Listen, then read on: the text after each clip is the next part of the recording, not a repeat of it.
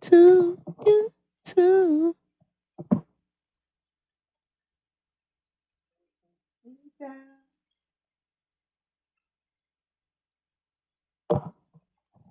How you doing, darling? I gotta still work on this microphone. For some reason, it's just got that echo in it. Oh, there it is. Oh, sucky, sucker. So we're gonna be talking about some really, really fun stuff and some dark stuff. I think. Oh, that's it. That's even better. Much better. Absolutely. I gotta call my guys. But ain't gonna jump right on in it. I want to go make me some coffee. I just got on here a little early. How y'all doing? Huh? My stand be here tonight. My microphone stand so I can relax and shit. Yeah, no, just sit back and just. All right. But I need my microphone tonight. I gotta sit back. I'm tired. When I say I'm tired, I mean I'm fucking tired. My toes are perfect. Absolutely. I've been told that last night and this morning. That's another story. Absolutely.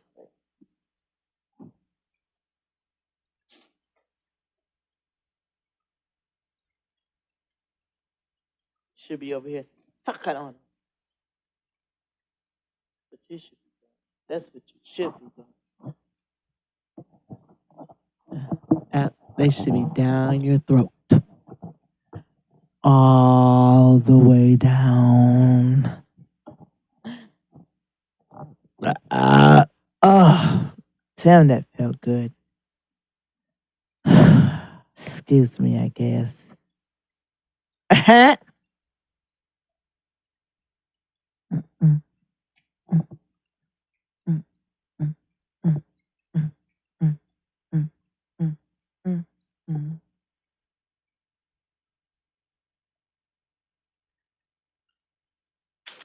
Let's make sure I'm on all platforms here.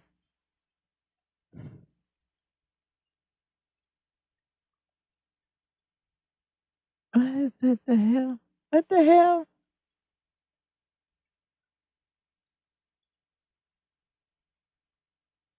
Mm-mm. I'm about to get stressed out already. I'm so tired. I promise y'all I'm tired. I was tired. Hold on one second. Okay, we good. We good. We good. We good. We good. Absolutely. We're giving people some time to get in the room. Come on in the room. Come on in the room. Come on. I remember when I used to go to church, I'll fall out and just play, whoa!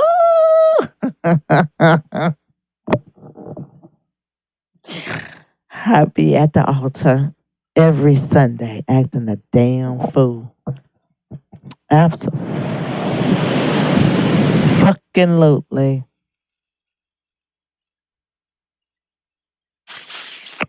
Mm-hmm. Mm-hmm. Oh, I forgot I got so much I gotta do, but I'll get it done. I'll get it done. I'll get it done. Okay, I don't need that. We ain't gonna be on here too long because we don't want to turn nobody's stomach upside down. What I do, God damn it, I sure the fuck do. Who, who is that behind me?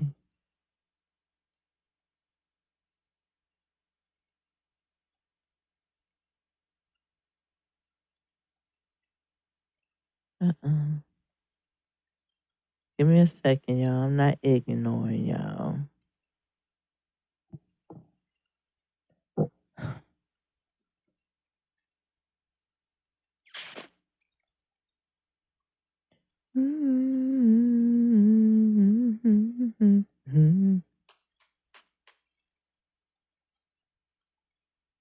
Janet Jackson really don't have to sing. She just talk with a little hum to it. I like it.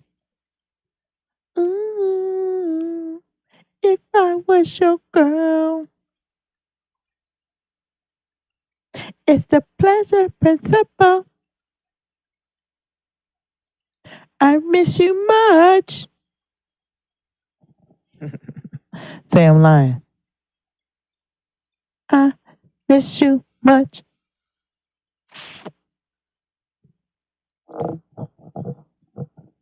I knew Janet Jackson was a freak when she first came the fuck out. I said freak. Absolutely. Thank you, Jesus. And she came out with their music. What's their name? Uh, not Demeter Joe. What's the name of the damn album? Oh, what's the name of the album? I need the name, Jesus. She was in her darkness at that time. Mm-hmm. Like this. Oh, shit. We did it, y'all. Okay. I'm still trying to figure out why the fuck I don't see it, but y'all see it. I'm gonna figure it out so we can get rid of this fucking thing. I think I'm about fixed it. Oh, what? What you want, big boy? Big back, baby. All right. Listen, let me call my guy. Let me get my phone together. Oh, here it is. I have a story. I have a friend who's gonna tell y'all a story. I'm gonna call him in a little bit. I gotta get my shit together. Hold on, we're gonna do a conference call. Let me see if he's ready.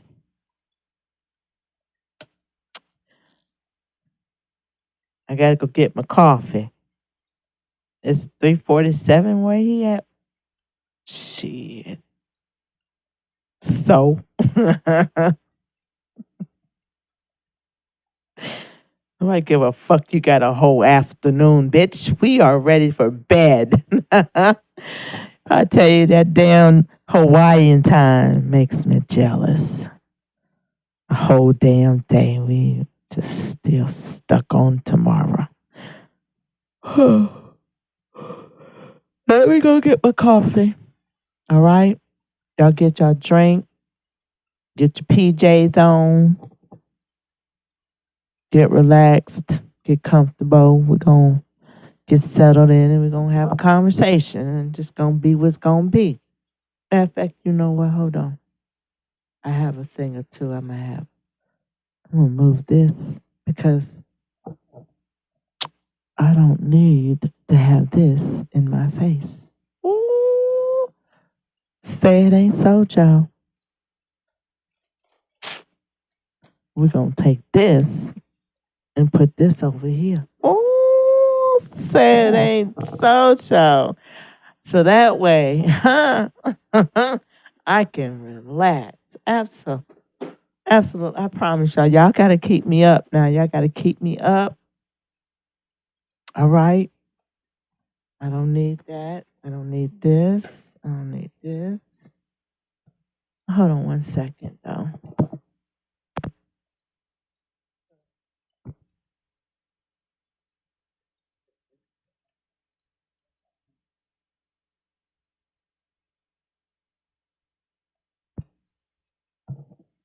I feel like that. Oh, that's a lot better to me.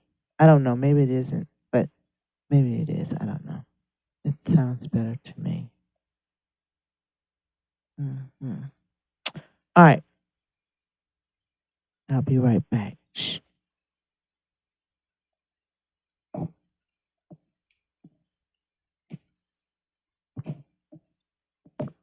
I hope y'all had a good weekend. Well, like I said, like it's over. It will be. Let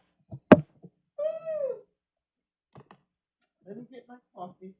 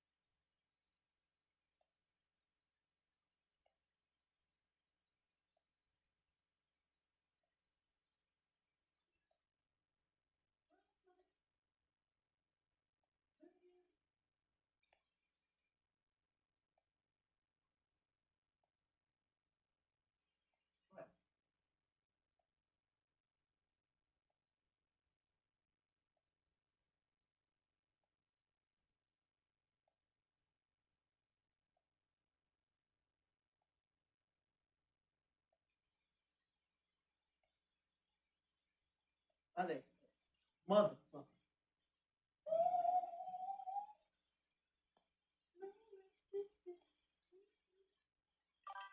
Damn alive. Damn alive. I had to unfollow some folks on X, so it's to be expected. I don't give a fuck. Will you?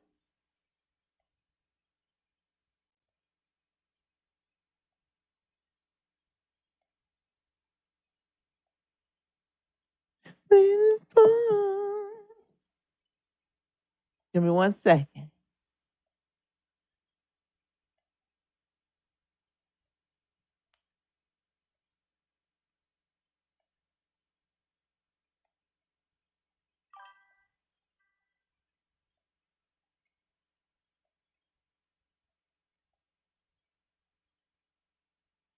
I'm mad at you. I'm disappointed in you. Touching for you, babe. Then I found you, boy. You're so happy, baby. Allergies is kicking my ass. My allergies is kicking my ass. Absolutely. Fall is here. Oh shit. I know I was supposed to. Oh, he ready. Okay, let me see if the other one ready. Shit. I gotta get used to this damn phone. Stop it.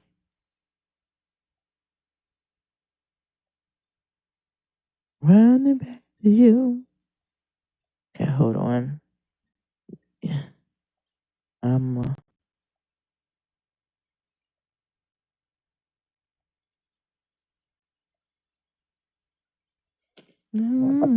we're gonna see how this works. Cause I ain't never did twice. Did two people at one time. Without you, I can't keep running back to you.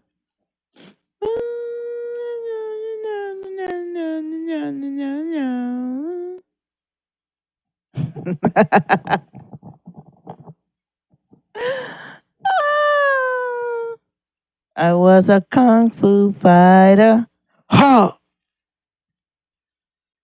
Oh, my legs hurt. Shit. I can't drop it like it's hot no more. I can't even drop it like it's warm. I'm so tired. I promise you today I will fall apart, baby. Okay. All right. Let me call him.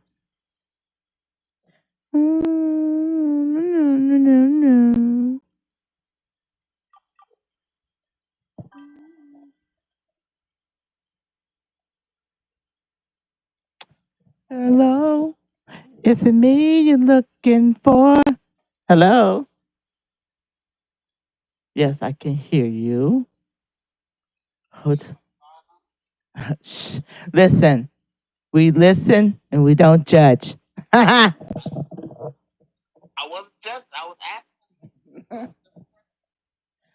Don't worry about how many numbers I've had. Do you understand how many times I had to deal with these motherfuckers?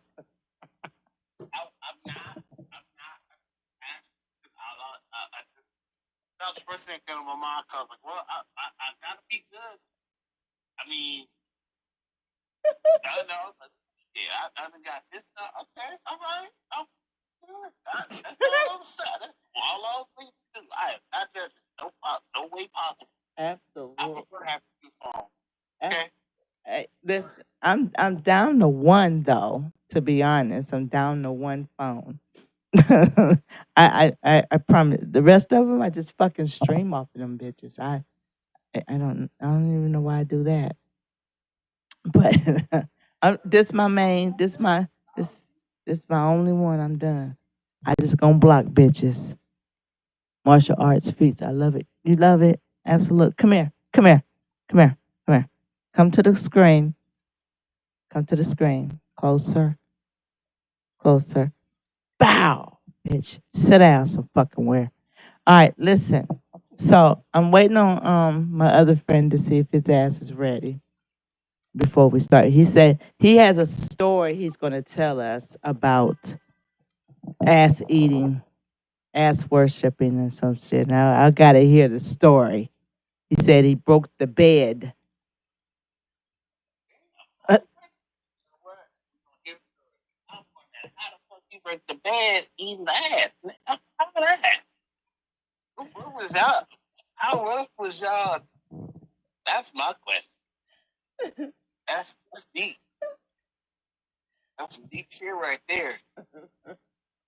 well, we're gonna figure it out. That's for sure. Absolutely.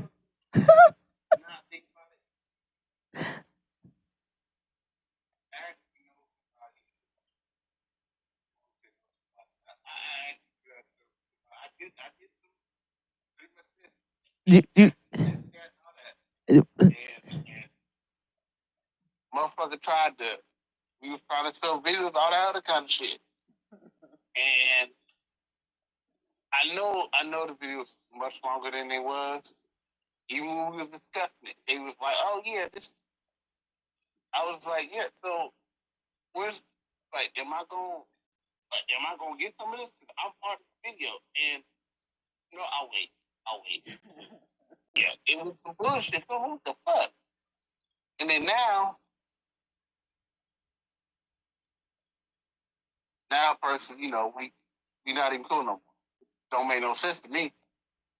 You know, it's called life lessons.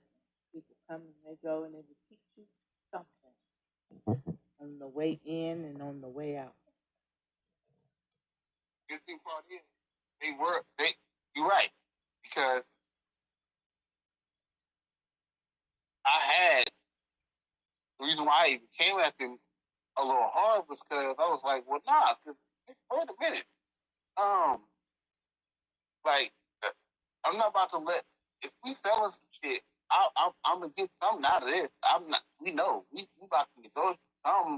Right.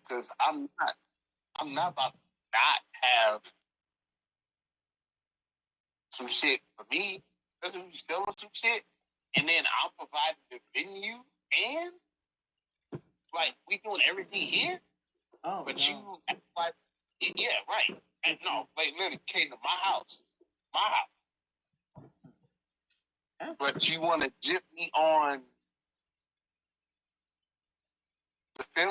you want to jip me on, and then I can't even say if I remember. Like, no, I don't say remember. I can't even say I know, like, I don't say where it came from, or like where the videos went, because, what I'm saying, they act like they want to, and the little bit they did send me, was seconds. You're sending me seconds videos, but Wow. yeah, yeah, exactly. But it's a problem because I voice my opinion. Nothing this, I don't know, and I don't even know why I'm gonna stop out. Who knows? Who knows? I've learned some lessons, and I've learned to pay attention to what the fuck I introduce myself to, cause I just learn. I learn all the time, to be honest. Cause after this picture pimping, I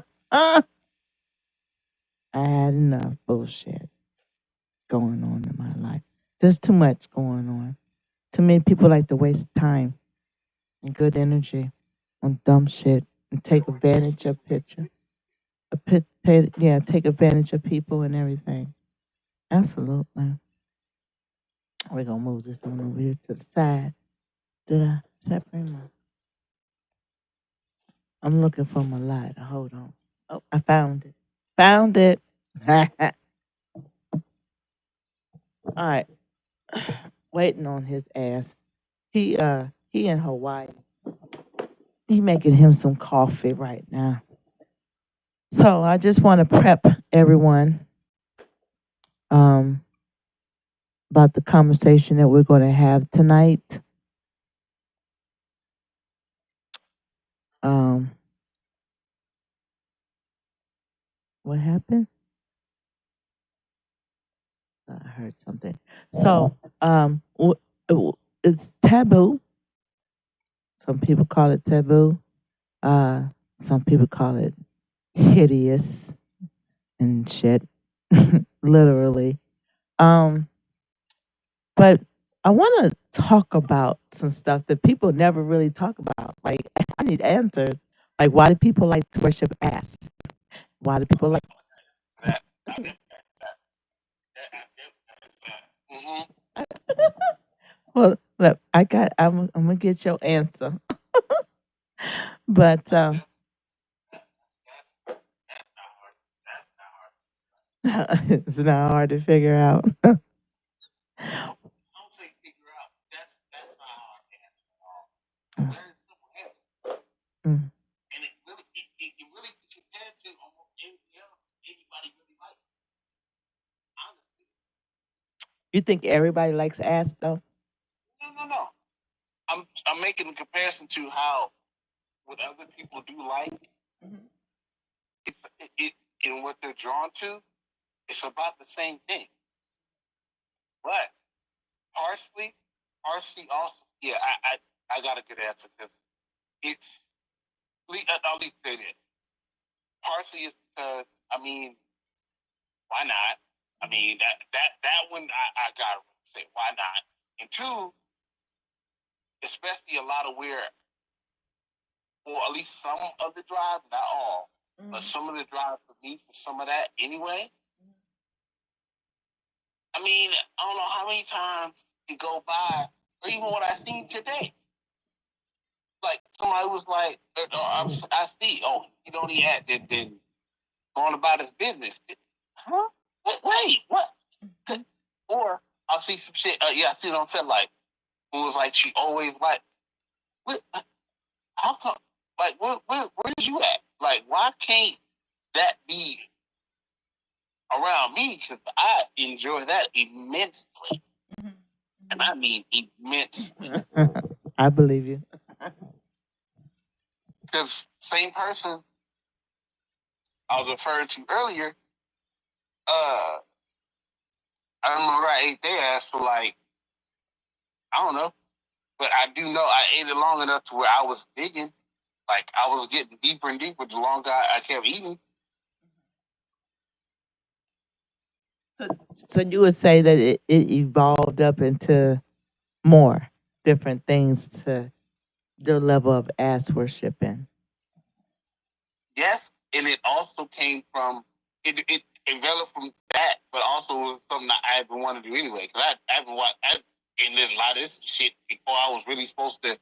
I don't say supposed to, but age wise, yeah, yeah, I was into a lot of this, knowing about a lot of this shit before. Talking about 13, 14, Mm-hmm. 14, 15. Like I knew about a lot of this shit then. Oh, so you started out young. Yes. And What? yeah. Wow. Okay. What happened? Yes. For me, because honestly, I'll even say, I mean, it's not many things, not many times I really share this, but like, uh, yeah, it was one of the reasons was the platform that I actually discovered my first fetish from, and my first fetish came from foot fetish. That was my very first one. I didn't know that's what it was until later, but that's where that came from, and it was from a lot of profiles and all this stuff, and me understanding how to get through shit and find out how to get, just discover shit. Once you find it, then you know what I'm saying. AOL and Yahoo. Back to even when Yahoo had groups, like they had plenty of groups for big women and stuff like that, where they was facing all that kind of stuff. I was part of like these 3 or 4 small clips, shit like that, watching it, all that kind of. Oh, that's. I had a whole mess. I had a whole. Um, I guess I'll say it like this: escape plan. So when my parents would not know what I was looking at, they walk in. I'm foot of my hand was on the power button, off. Of course, I'm messing up the computer, but whatever. At least I'm not getting caught. I'm sick of you. I'm just. This is the legit truth. This is literally what I would do because it was in the kitchen. So everybody come in the kitchen. You know what I'm saying? Sometimes I'm there by myself. Sometimes they whatever else. You know what I'm saying? They come through the door. They come through the. Boop, restart. I'm sick of you. Sick of you. And then I think one a couple times for some reason my dad felt like may he rest in peace, but he sitting there trying to son this and that, and it like he low key dropped and made it seem like, oh yeah, I've done into other stuff. Once you get in a certain, I forgot what the word he used, but he's like, once you get in certain, it don't like you don't go for something like that. I'm like, wait, what?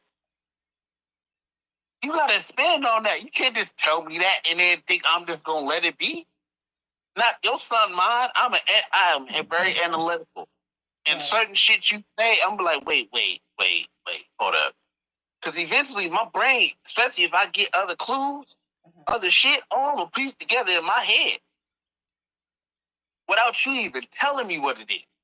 I'll tell you exactly what it is because you told me it in pieces, and my brain puts puzzles like that together in my head.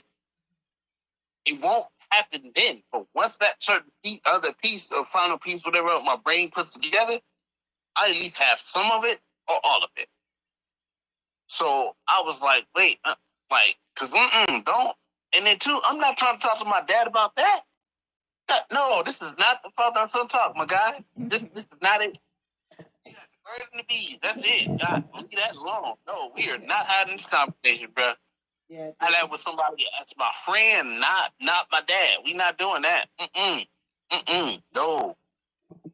So who did you? Okay, so who? Okay, you said you started young, and was it with an older person though? I mean, like, would you? It's that. Well, I'm trying. I can't even think that. I'm trying. Okay, all right. Now I do remember the first ass I ate, but she was not the one that got me to really enjoy it. Or I already was into it. I think I remember this girl. She ended up passing away. I remember, but like, just even then, like I've talked to women that were older than me for a long time. 14, 15, I was talking to women that was 15 years older than me. Damn. Yes, I was. Because I had questions. I would ask you whatever else. Someone would talk to me, someone would. But I was, because my mind was made mature. I understood a lot of shit. Right. And I wanted to know, so like I'll give you something else, even a lot, kind of so along the lines, but not. I knew early on, like by 18, I'd been talking to women that was like 18, especially was legal enough. I was up there. Right. And I found out from somebody I talked to on AIM, whatever else, like how women will enjoy being, because I happen to ask,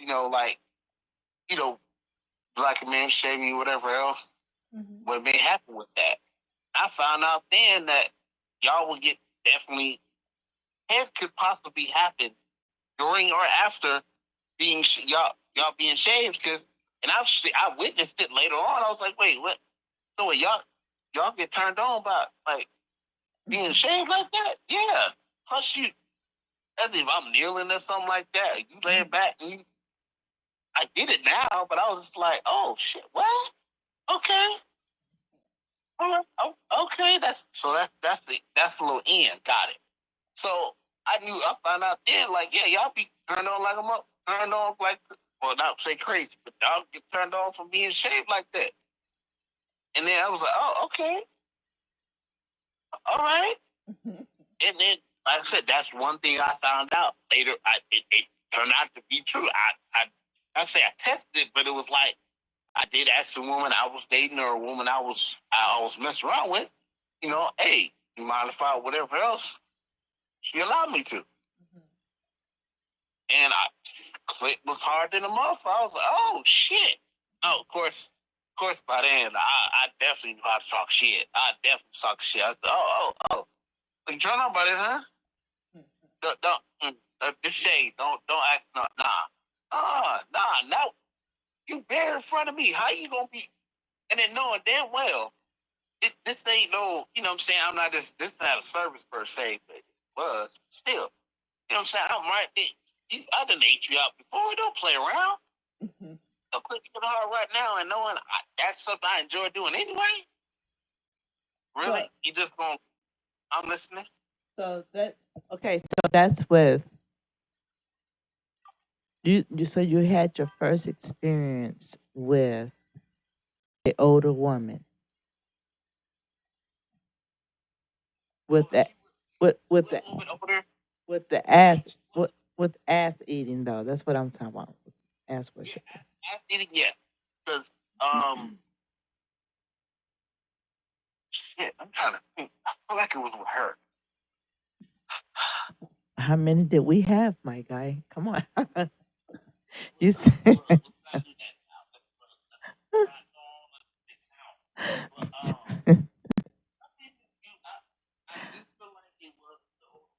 Hmm.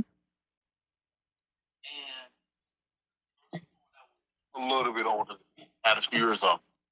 And I'm trying to remember who was the first. I don't remember the first. I remember the first one that ate my ass. The one first I ate, I'm trying to remember. So you like your ass ate too? I do. Absolutely. And I do. I mean, I'm really pregnant as well, so yes. But yeah, in the first time it had, now I will say the first time that happened, I distinctly remember, because she's a woman that she was the first woman I actually had met and like had flirted with whoever and got hit on whatever else and something happened with. It was at a party at my house, at the house I was renting, and I'd never really done that before, and we talked whatever else, I was shooting my shot, shooting my game, whatever else. She was feeling me as well. And, you know, we got to end up playing around and stuff like that. And she ended up just springing it on me. And I was hollering like that, surprised. But at the same time, I'm surprised it's turned me on, holler like that real high pitch. I was doing that. And she just did it. I was like, wait, wait a minute, wait, now? What? I did not know how to feel. I was lost. I was so lost. But no, I don't gonna mention the bad part. You're not go there. But yeah, it was and she definitely was older. She definitely was older. She was I was about 23. She was in her 30s. And yeah, she caught me by surprise. Did that make you feel like, how did that make you feel? Off, like, did it make you feel, because everybody think that when you get your ass ate out, if you're a guy, that you're gay. And I really am beyond that stigma of narrow mindedness. It is very narrow-minded and very ignorant. It be honest that I didn't know how to feel. I definitely was. It felt good, so I just was like, it's a little experience. I kind of felt a little turned on. I was like, wait a minute now. You just going and do it. You didn't ask no questions, nothing. You just gonna go in, okay? It felt good, and it was interesting because she taught me something about myself. Absolutely. I didn't feel I didn't feel that gay feelings like that. I was trying to avoid this, but you hit kind of close because this particular woman, one particular day, she happened to do that, right? Went in the room and everything, and we're in the room, whatever else, and it was in between one of my work days, whatever else, and she did that, and then because at that point I couldn't really feel anything back then, and she stuck her finger in there, and I couldn't feel anything, but she recoiled once that happened. I'm looking back like, yo, what's going on? She was like, oh, well, my homegirl said it's some of the sort, that means the man gets something. I said, oh, okay. That fucked up the whole mood. Oh, no, she learned her lesson with me on that. Because she got the coach, she didn't really believe I was, how upset I was. So I showed her. She got silent treatment, and something she liked that I got her to liking, I stopped doing to remind her of that. Because one thing I do, say we riding around, whatever else, and we're decent and cool like that, whatever else, be affectionate, something like that. Mm-hmm. Yeah, I'll put my hand. I'm one of those guys. I will put. I don't say one of the guys, but I will put my hand on your thigh or on your whatever, or on whatever layer that's supposed. I'll do that, and she enjoyed that. But when she did that, she disrespected me and offended me in that way, especially when I was vulnerable enough with you. Oh, she did not get that, and she wanted it then because she got used to me doing it, enjoyed it. But that day, and we were out for a good while, she didn't get none of that. You put her on punishment. Oh yeah, yes, you did. You're on punishment, bitch. No ass for you. Do not do that to me again. Absolutely. And understand that that was not okay. Right. And to refer to me as that when you've done that to me before, especially when you introduced me to it, don't turn my vulnerability into something as a target, right, for you to belittle me or make me seem as less than. That's not going to happen. Right. And I reminded her that because we didn't really talk that, like most of the time we were hanging out, but she was getting the cold shoulder, and I was not touching her. She a couple times she kept driving. I said, nope, nope, I am not. Nope, you're not about to do that to me. And now I'm gonna be touching your thigh like everything's okay. No, she didn't do it again. She don't do that. All right. Even okay, you know what? It may not have been the first ass, but I will say it was one of the few first I do recall. He's an ass eater. No.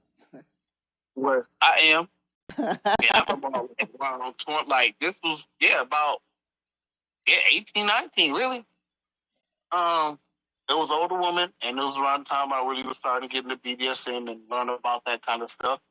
I was out on my adventures, meeting different people and stuff like that. You know that you ain't really supposed to meet. You know, don't really know them like that. You talk to them, you ain't really, just going straight to it. So, and this woman she was.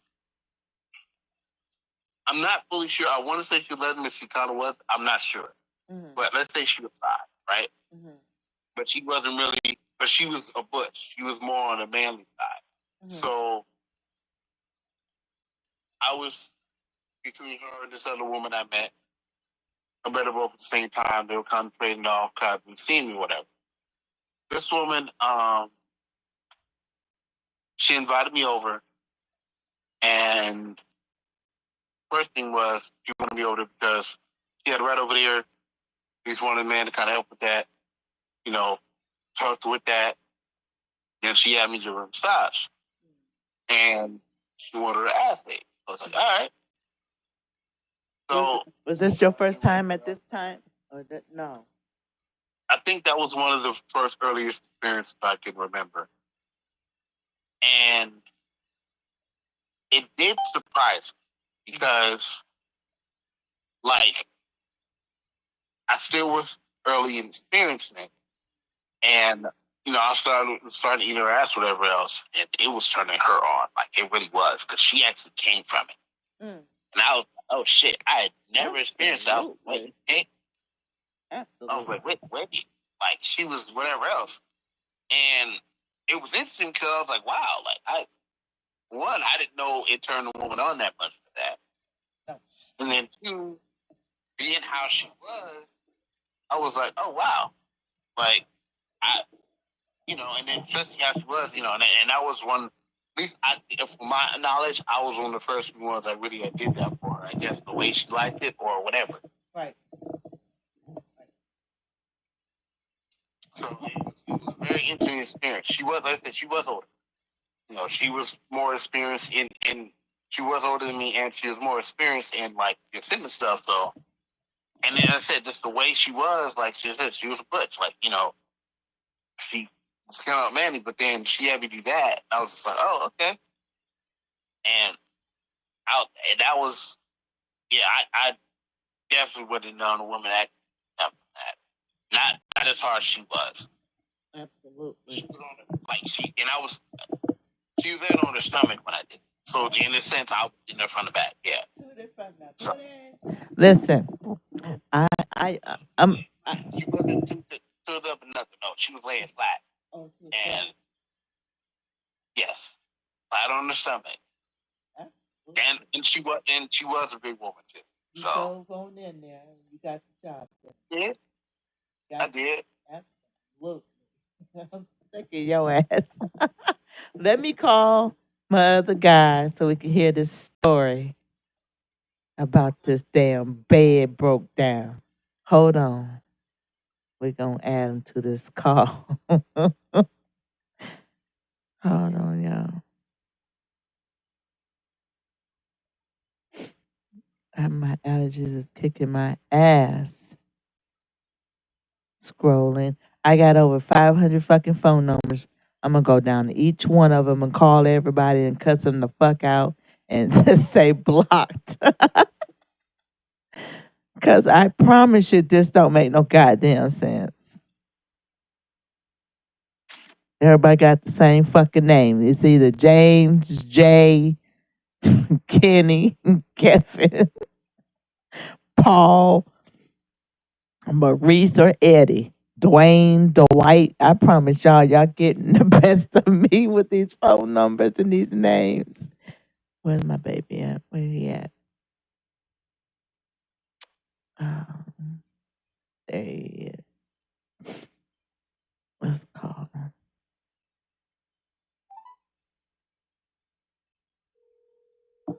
Tu, tu, tu, tu, tu. Hello.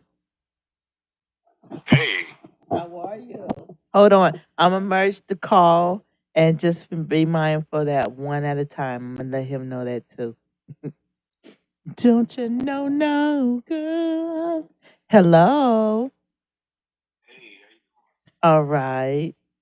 So we were talking about ass eating, and um, my first guest was talking about how he had the experience of an older woman. What age did you start? He started out young. Okay. Yeah, about 18, 19. What's up, brother? Hey, brother, how you doing, sir? I'm good, and yourself? I'm doing okay. Let me see. How old, you asking me how old did I started? Absolutely. Let me sit down on this one. Hold on. Well,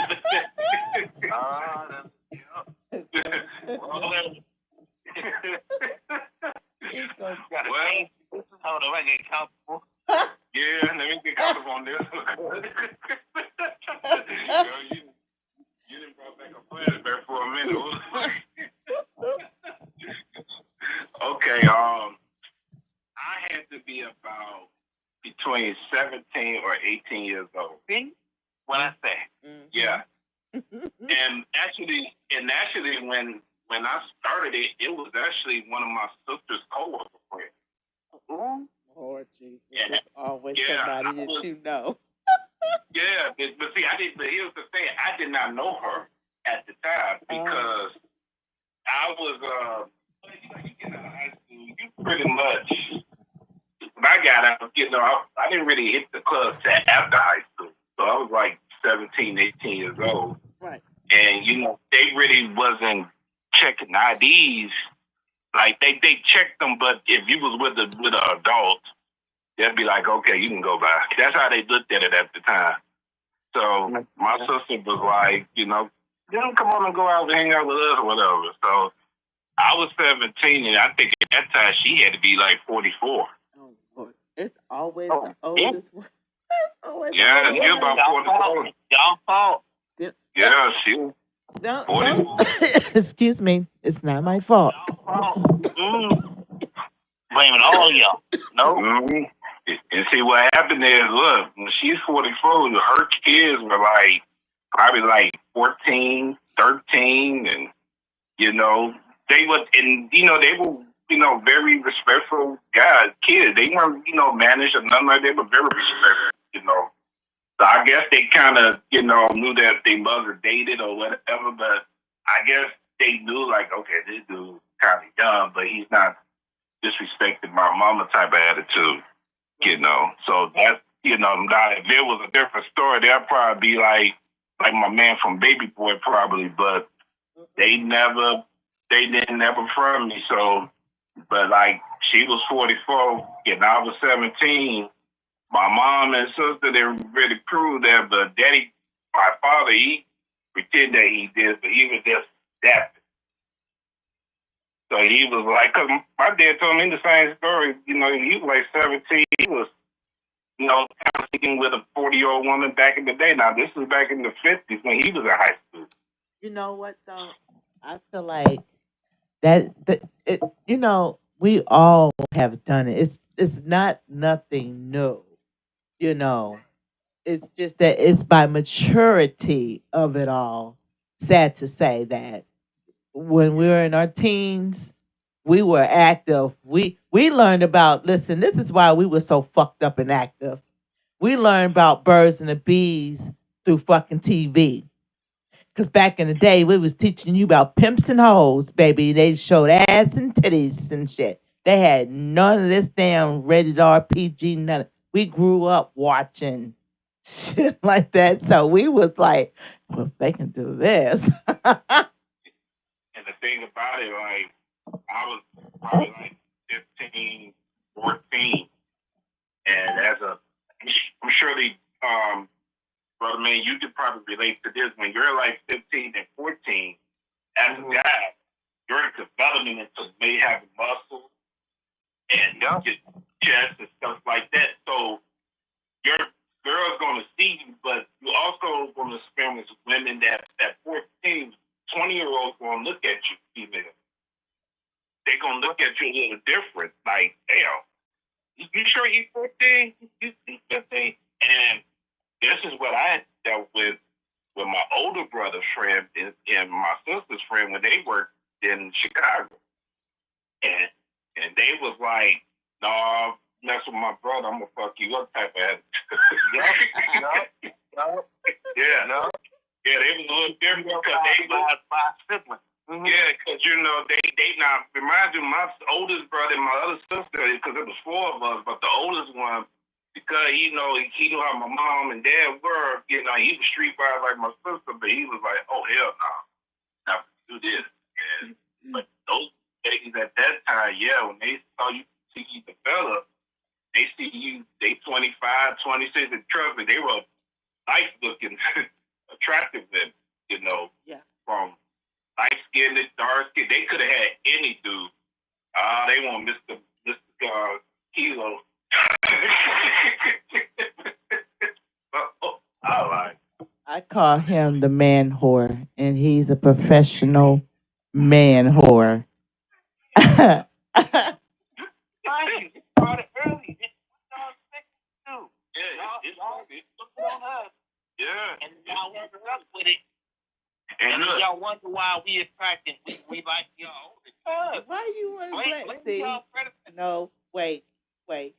It's not our fault.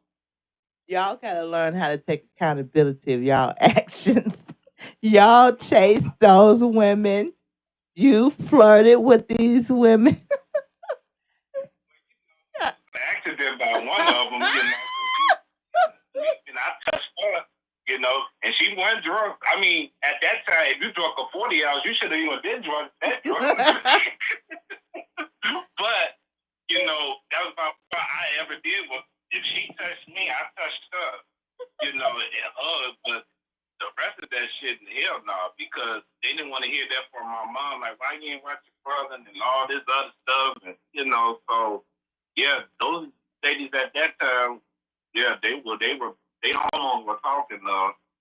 So and also keep in mind if you had those type of siblings and homies, and if you're like 15, 14 young men, and you're hanging with 21, 22. But back in the day, we needed those people at those ages to get our drinks and shit. But yeah, that's what I'm saying. They took us to like house party. Absolutely. So we saw, especially during the summertime. That's why my man made that song called Summer Fun, because absolutely. Absolutely. So, yeah. But I always tell people back in the day we have lost our virginity very young.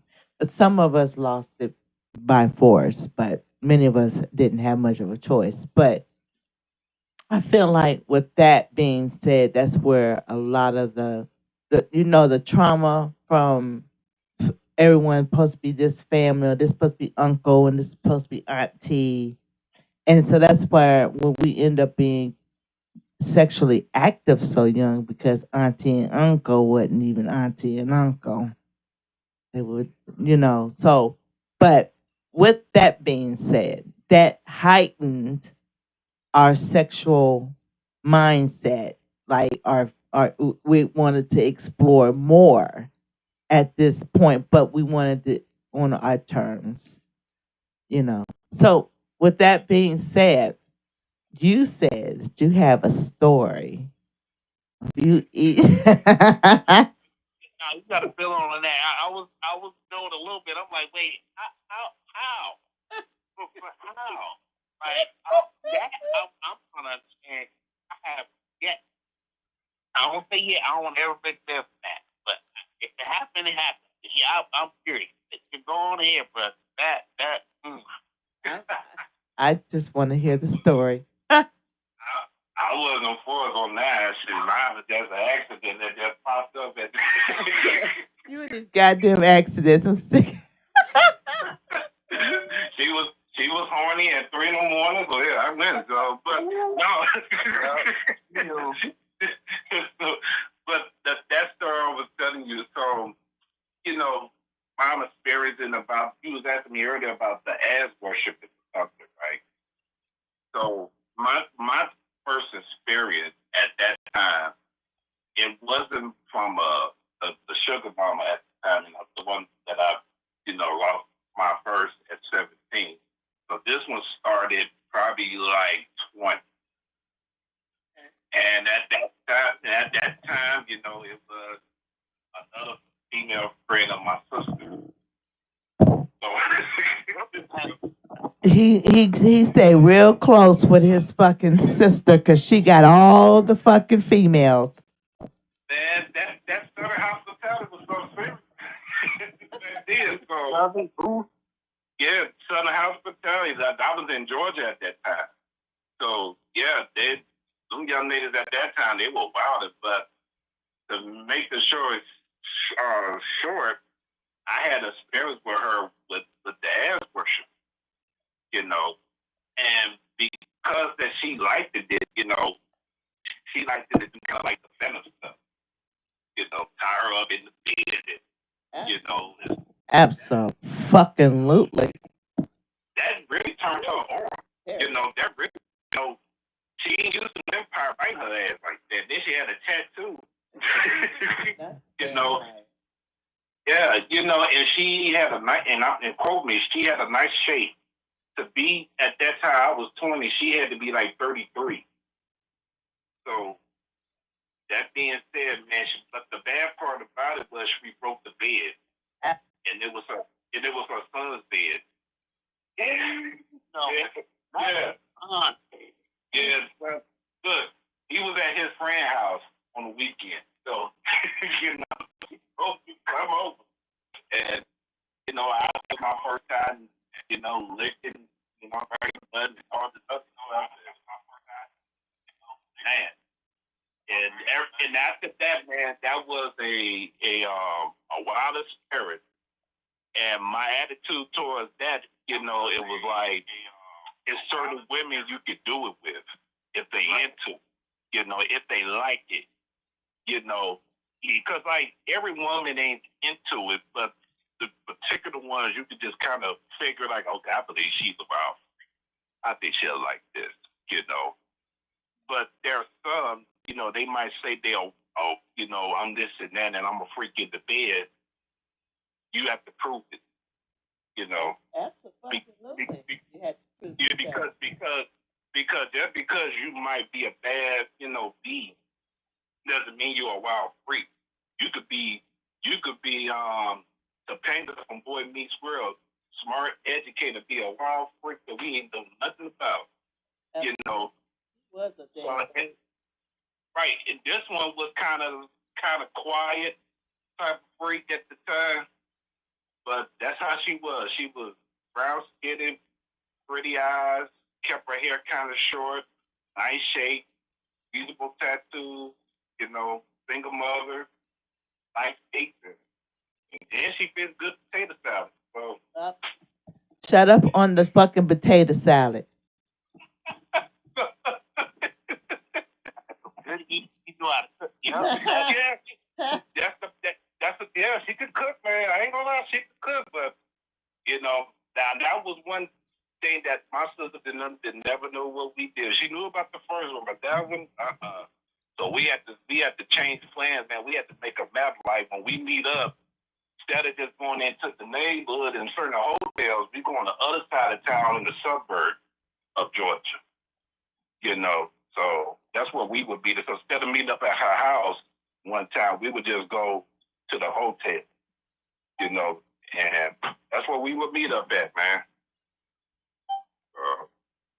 And a lot of times, my buddies thought I was at, my mom and them thought I was at the club. I was with the old girl at the time. I'm sick of y'all. Okay. So, with this being said, everybody likes to ask today, I guess. Um, what when it comes to now, this is an open discussion where you can voice your opinions. Some like it, some don't. What is your thought process when you hear the word scat? Yeah. Um, immediately, immediately in my mind, it went to, I guess, how like sometimes it's not, it doesn't always look as great. They'll say this from the video, so like that. It's just a bit much to me. But there's some other where it's like not turn on, but then also, I guess I'll say, you what's the other term? I guess the other term that normally motherfuckers use would be take the shit from like that. For me, I think that's usually where it'll be uh that I guess I'll say it's more uh I use that word active term because I don't know. I guess just I guess to me it sounds better. Even though it's the same thing, because I feel like if women said to me, "Oh, can I tell them like, yeah, but don't call it that." Just I don't know. It just doesn't sound right. I get what she means, but just sound right. Women says that big mouth or something like that, or yeah, I'm like, well, yeah, because I don't know. It just sounds more back.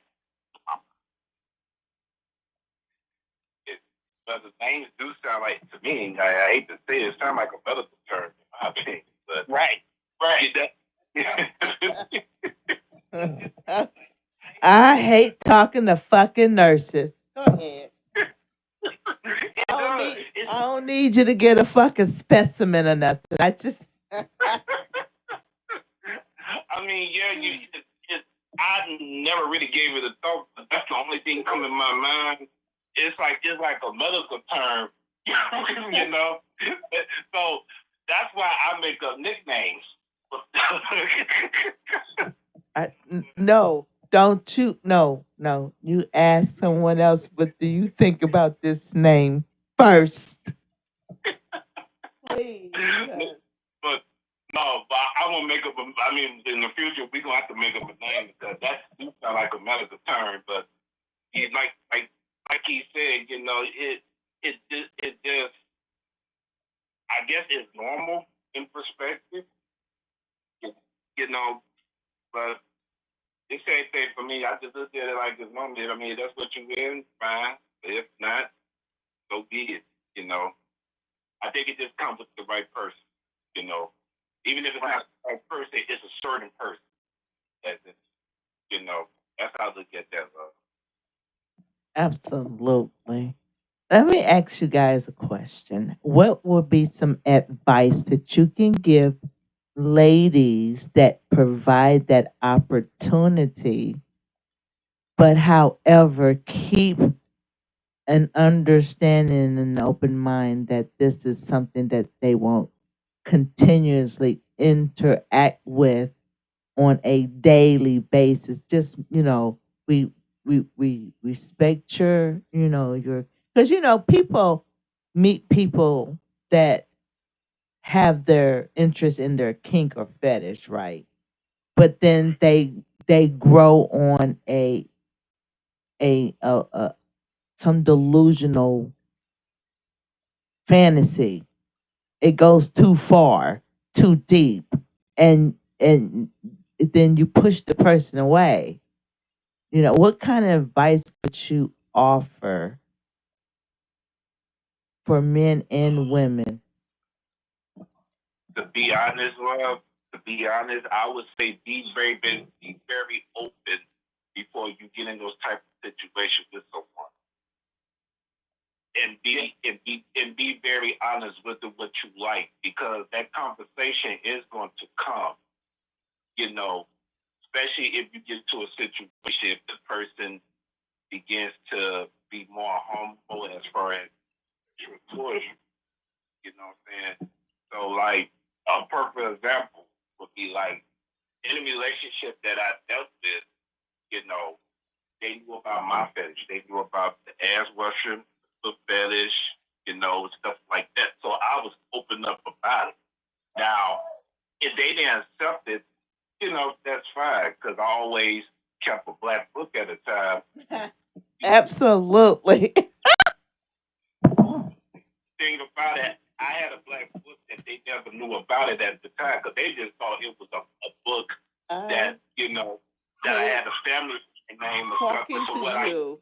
Oh my God! I hate no, but this what I would do. I would use certain names that I knew of people, but what I would do is just use a nickname, and that way I knew it was cool.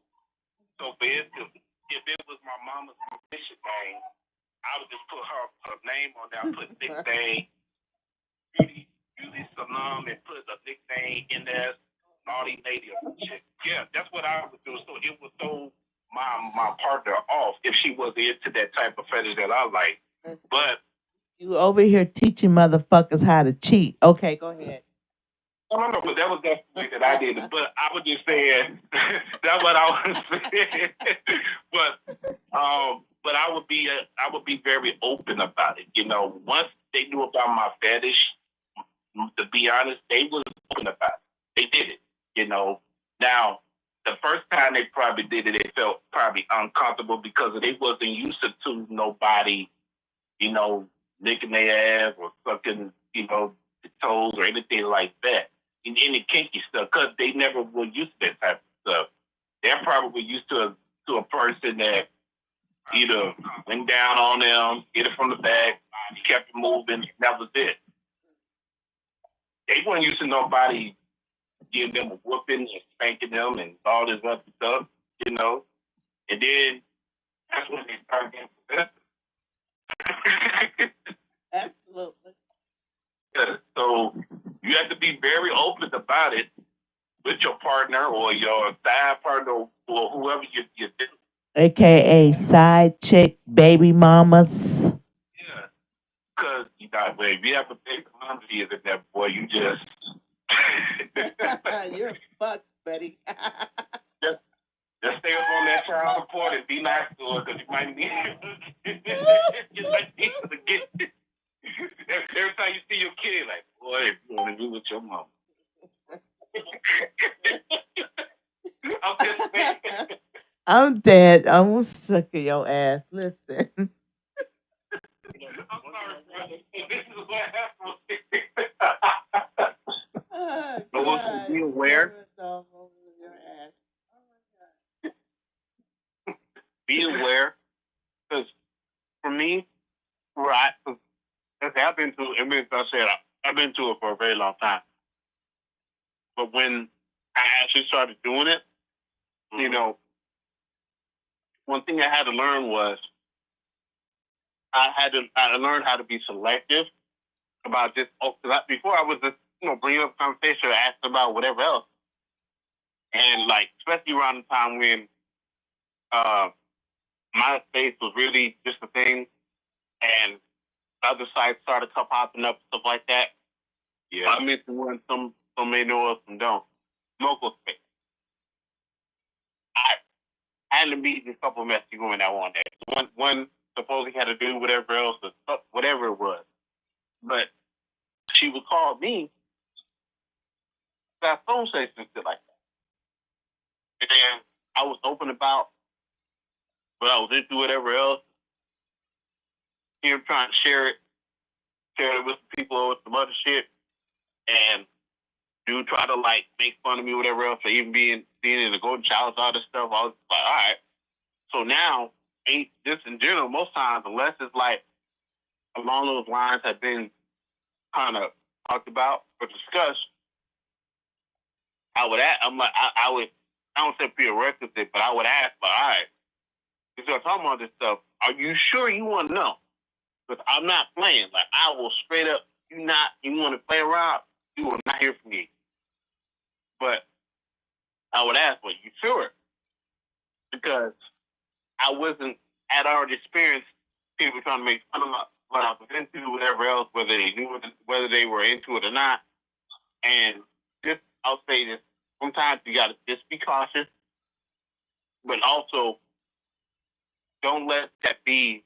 You know, doesn't mean you got to hide it. No, just be cautious about it, but don't be afraid to accept it because soon enough, you know what I'm saying, or it could be where you stumble upon a person that happens to come up, or you end up being in a situation, as you said, bro, what happened accidentally, you know what I'm saying? It just so happened she ended up doing this, so y'all end up being somewhere, and you have to ask the right question, right? Or you happen to say, or and give the right invitation, you know, just be cautious, but do, like, you know, accept it for yourself.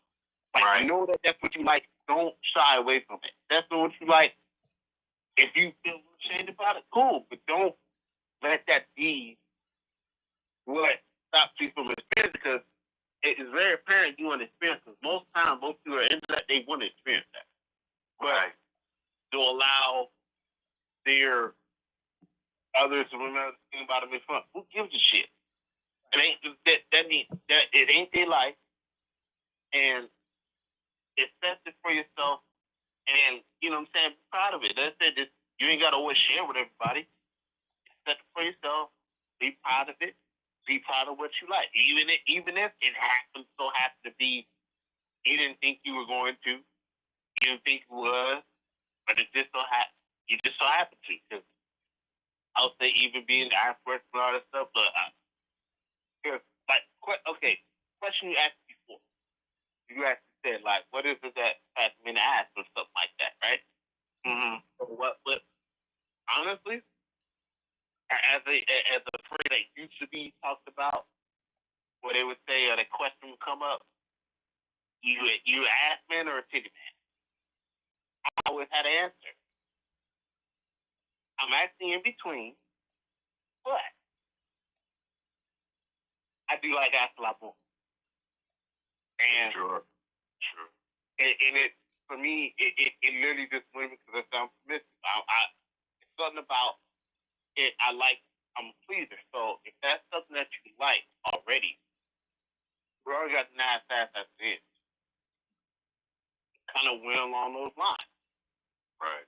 And, you know, so I watched a lot of stuff before I experienced it. So I kind of like, I was already liking the idea of it. It just was trying to see if I was. And I did. You know, and just is something about being, to me, it's something about being what a woman is using to relieve herself or be able to release what that may be. Because I'll make a parallel. Because most times it's the you get it's a hack release most times, right? Or it's like it's something built up and you letting it go. It's like, oh, that felt great. Why not be what she's letting that out on? That's how I feel. And then a phrase, I won't say phrase, but they are always compared to would be a lot of times, or some of the times, some women will hold their peace for a long period of time, right? That build up, you gotta go real bad.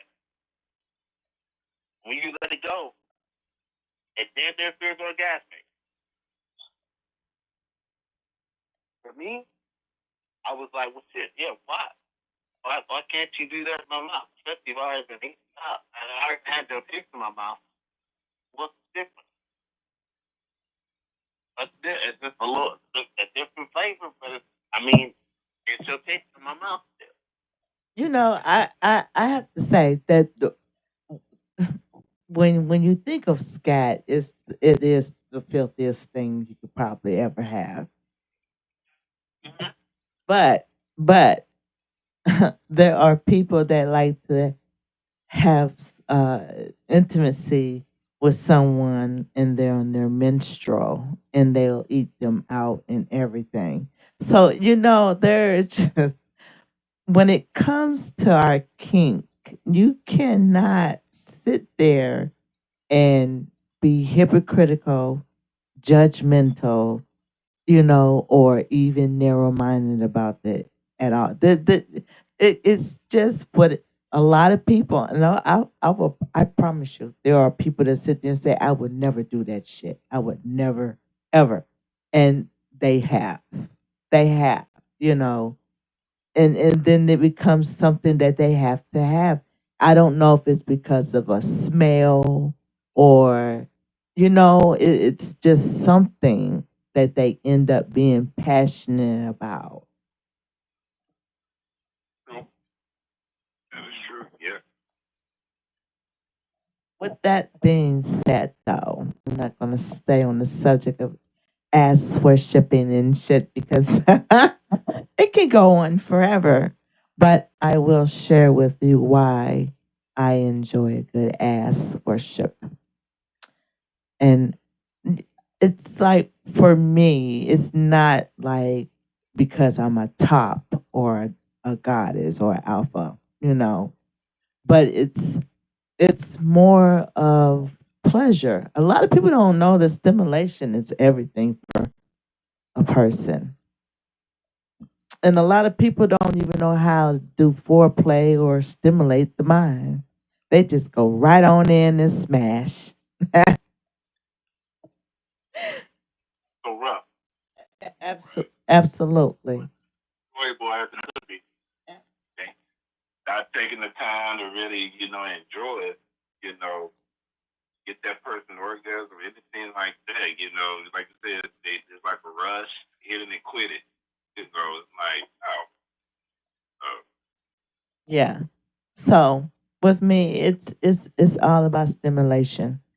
Um, and I deal with a lot of guys who aren't looking for sex, and I appreciate that because it's not about that. It's about the fetish of it all.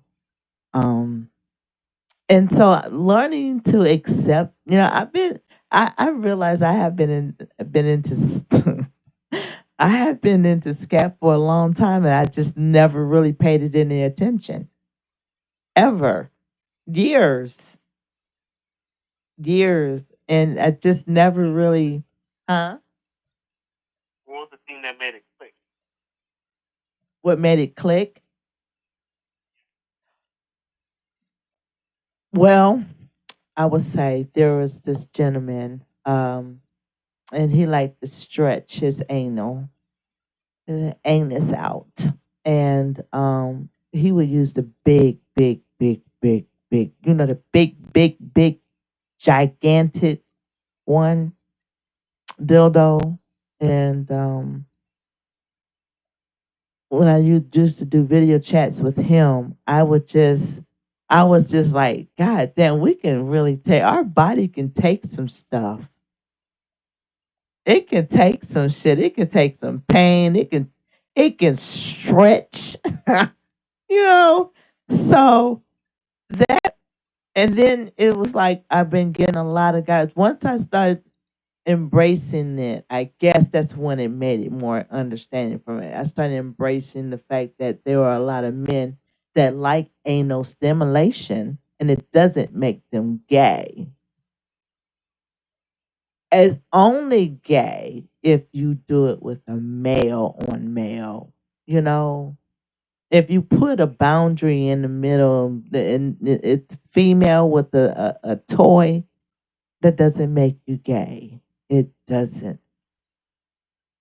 With a woman, yeah, you have to be with a woman, you know. But there's no judgment at all. But I'm just saying, a lot of straight men love to have their anal stimulated, massaged, tickled. Some be like, no, it ain't for me. Until the motherfucker fuck around and find out. Yeah, it's for me. This ain't something that's new. This has been going on for fucking centuries. This be the main ones that we have done the secret. Right. To be honest, though, the Greeks are the ones that are have made a lot of this stuff normal, but they were always doing parties. They always had parties. That made it look better because it was a party, you know. But a fetish is something that you just become accustomed to, that you just gotta have it, and it's just gonna be what it's gonna be. And learning about more, learning all these different things. I have a guy that's in German, and he's in Germany, and he'll order some time to time about some different positions and shit. I'm like, well, damn, these motherfuckers over here are more passionate and detailed about what they like. They don't give a fuck.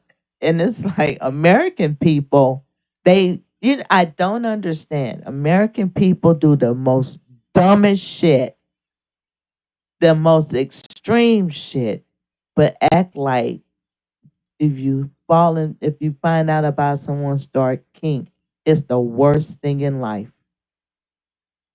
I don't understand how the mindset is when it comes to a person's personal space and respect.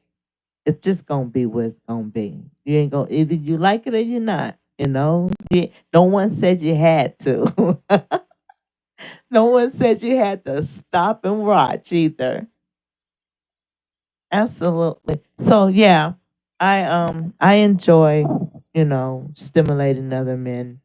Um, and when to me those type of men that embrace that shit, that's power and that's strength to just be passionate about what you admire. It is what it's gonna be. I don't I I always use this as a example. I don't understand why people have a problem with feet being sucked on and shit, but you can suck a dick. I don't you can eat coochie. I don't what we but you got a problem with some feet. So yeah, whatever your kink is, whatever your fetish is, it's your business. You just have to find that, like they said earlier, you have to find the right one that you can trust and build some type of relationship with, but don't take it too goddamn far. Cause I don't mind letting people go. I'm exhausted with dum dum. So to throw on this, well, being the subject. So first thing came to my mind was the first time you did USD. I'll say, I could, well, I just said way that other phrase that came to my mind. First time you took shit, man. What was going through your mind, and how did it feel? And I'm saying, especially when you knew this was what you enjoyed it enough to actually finally have somebody to experience it with. Are we talking about uh anal or scat? Or what are we talking about? Yeah. Okay. Okay, well, I'm gonna tell you this. I never had a real in-person session with scat, but I've always done videos of scat. Um and when every time I get to that point where I want to do an in-person session, that person fucks shit up. They fuck it up every time to the point where I just don't feel comfortable and trust them because they take everything to the left and instead of staying on course. That's why I know when I feel like it's a threat to me. So when it comes to video chatting, though, I'll go in on it. I mean, the only thing I won't do is use my feet with scat. That's just I won't do because there are women that will do it. Don't get it twisted. There are women that will, but I do cater to other men, and I don't want them thinking, "Damn, she's stepping in shit." I'm not sucking. I would not do. I just there's boundaries for me.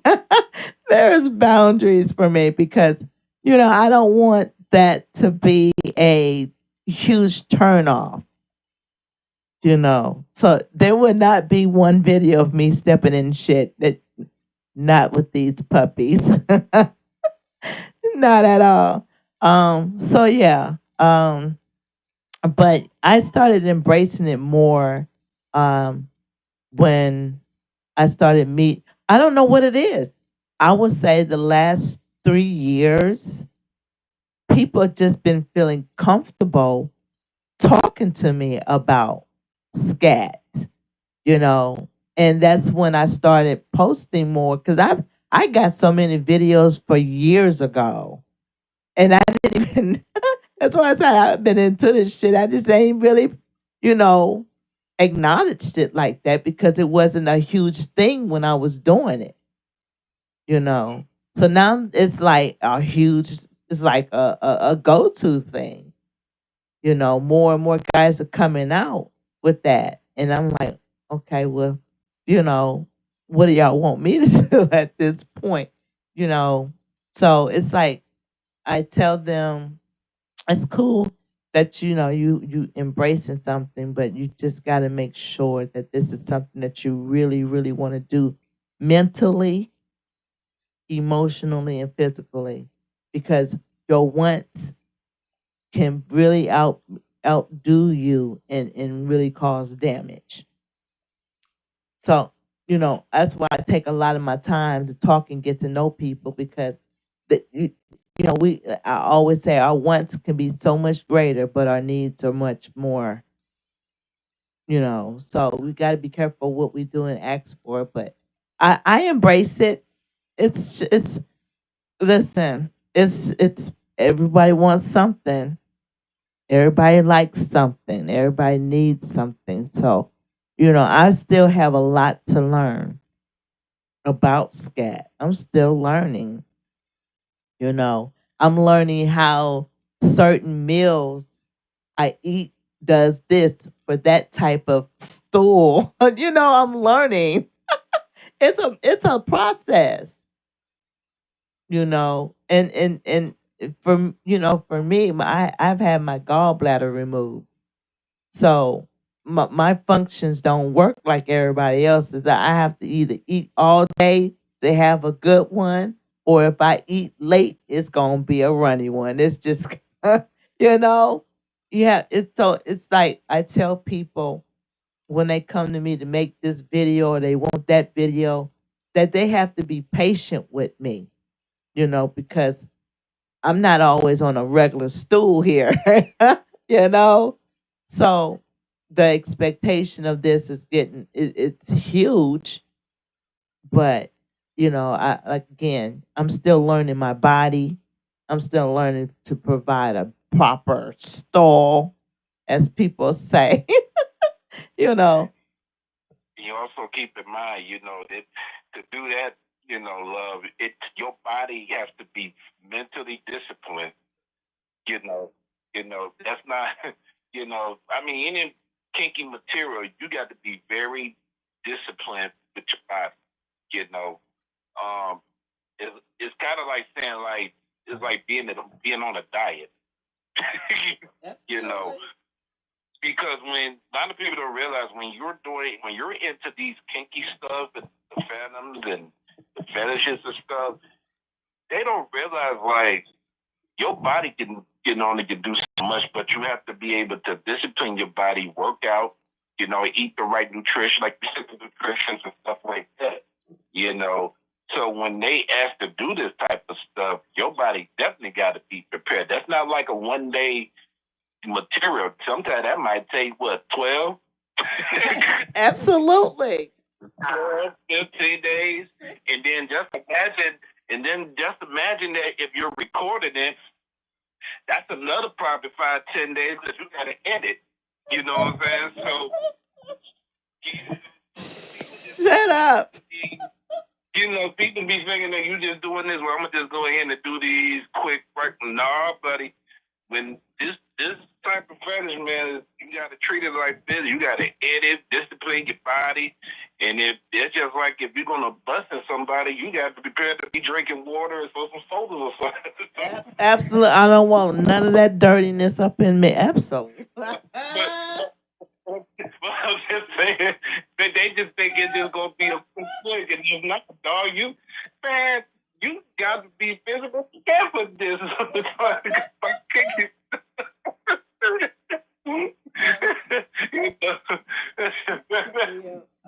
You. They really think that kicking stuff is just so easy. Buddy. Oh, God. That's why you got to have these interviews with these people. Like, okay, how far can you do this for how many minutes? Okay. Well, you can get this video now. Real thing.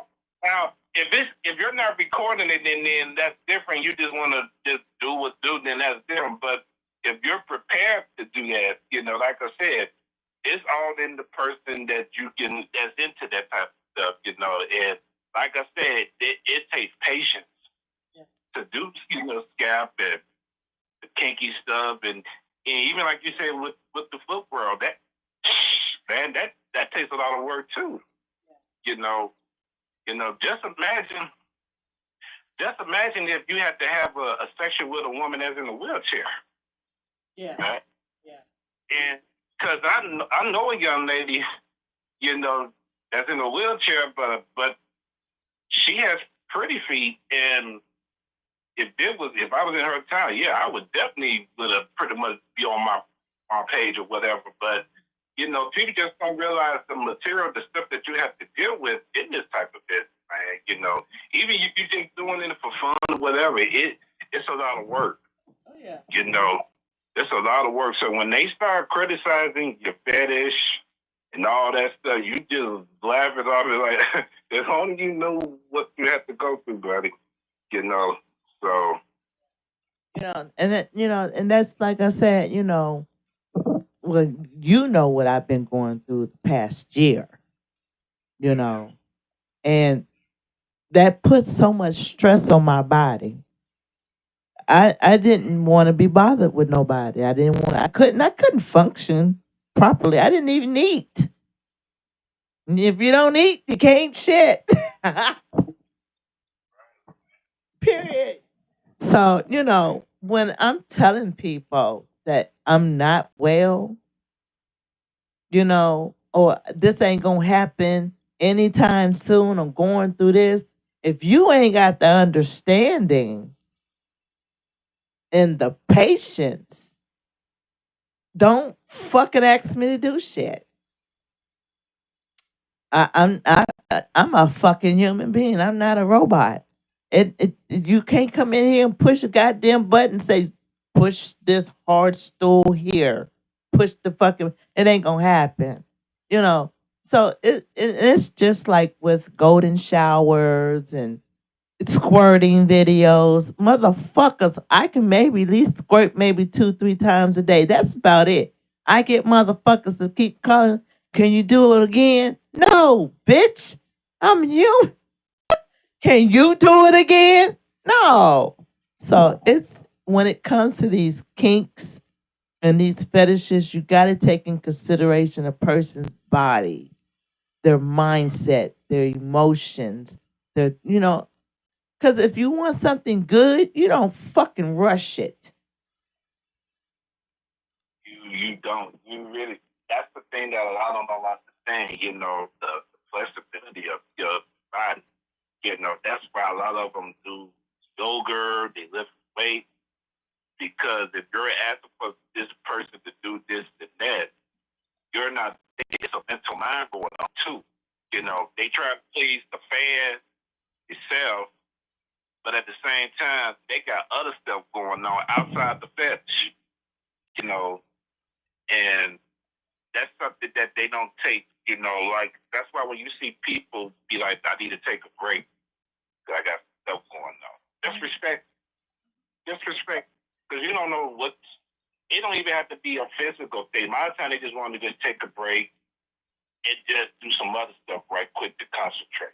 You know, and that's how it be. Like I know one gentleman right now, he's kind of going through some stuff, and right now, we don't know when he's coming back into the book game or whatever. But we just said, just take time, whatever you're going through.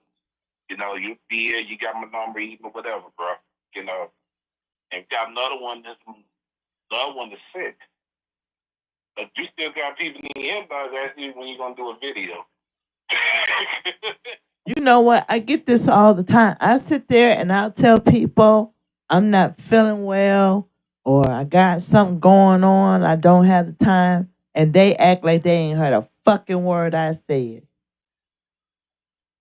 And that's why I block motherfuckers. Baby, I promise you, I done got to the point where I just sit here for sometimes for 2, 3 days and just sit here, open a bag of chips and watch my fucking TV. Do nothing. Sometimes you need that break. Even photography, they need a break from the game. They have good. Like just going back to what we said about physicality. You got it, get it. You're traveling. You're going to 30. You're going to Kansas. You're going to Florida.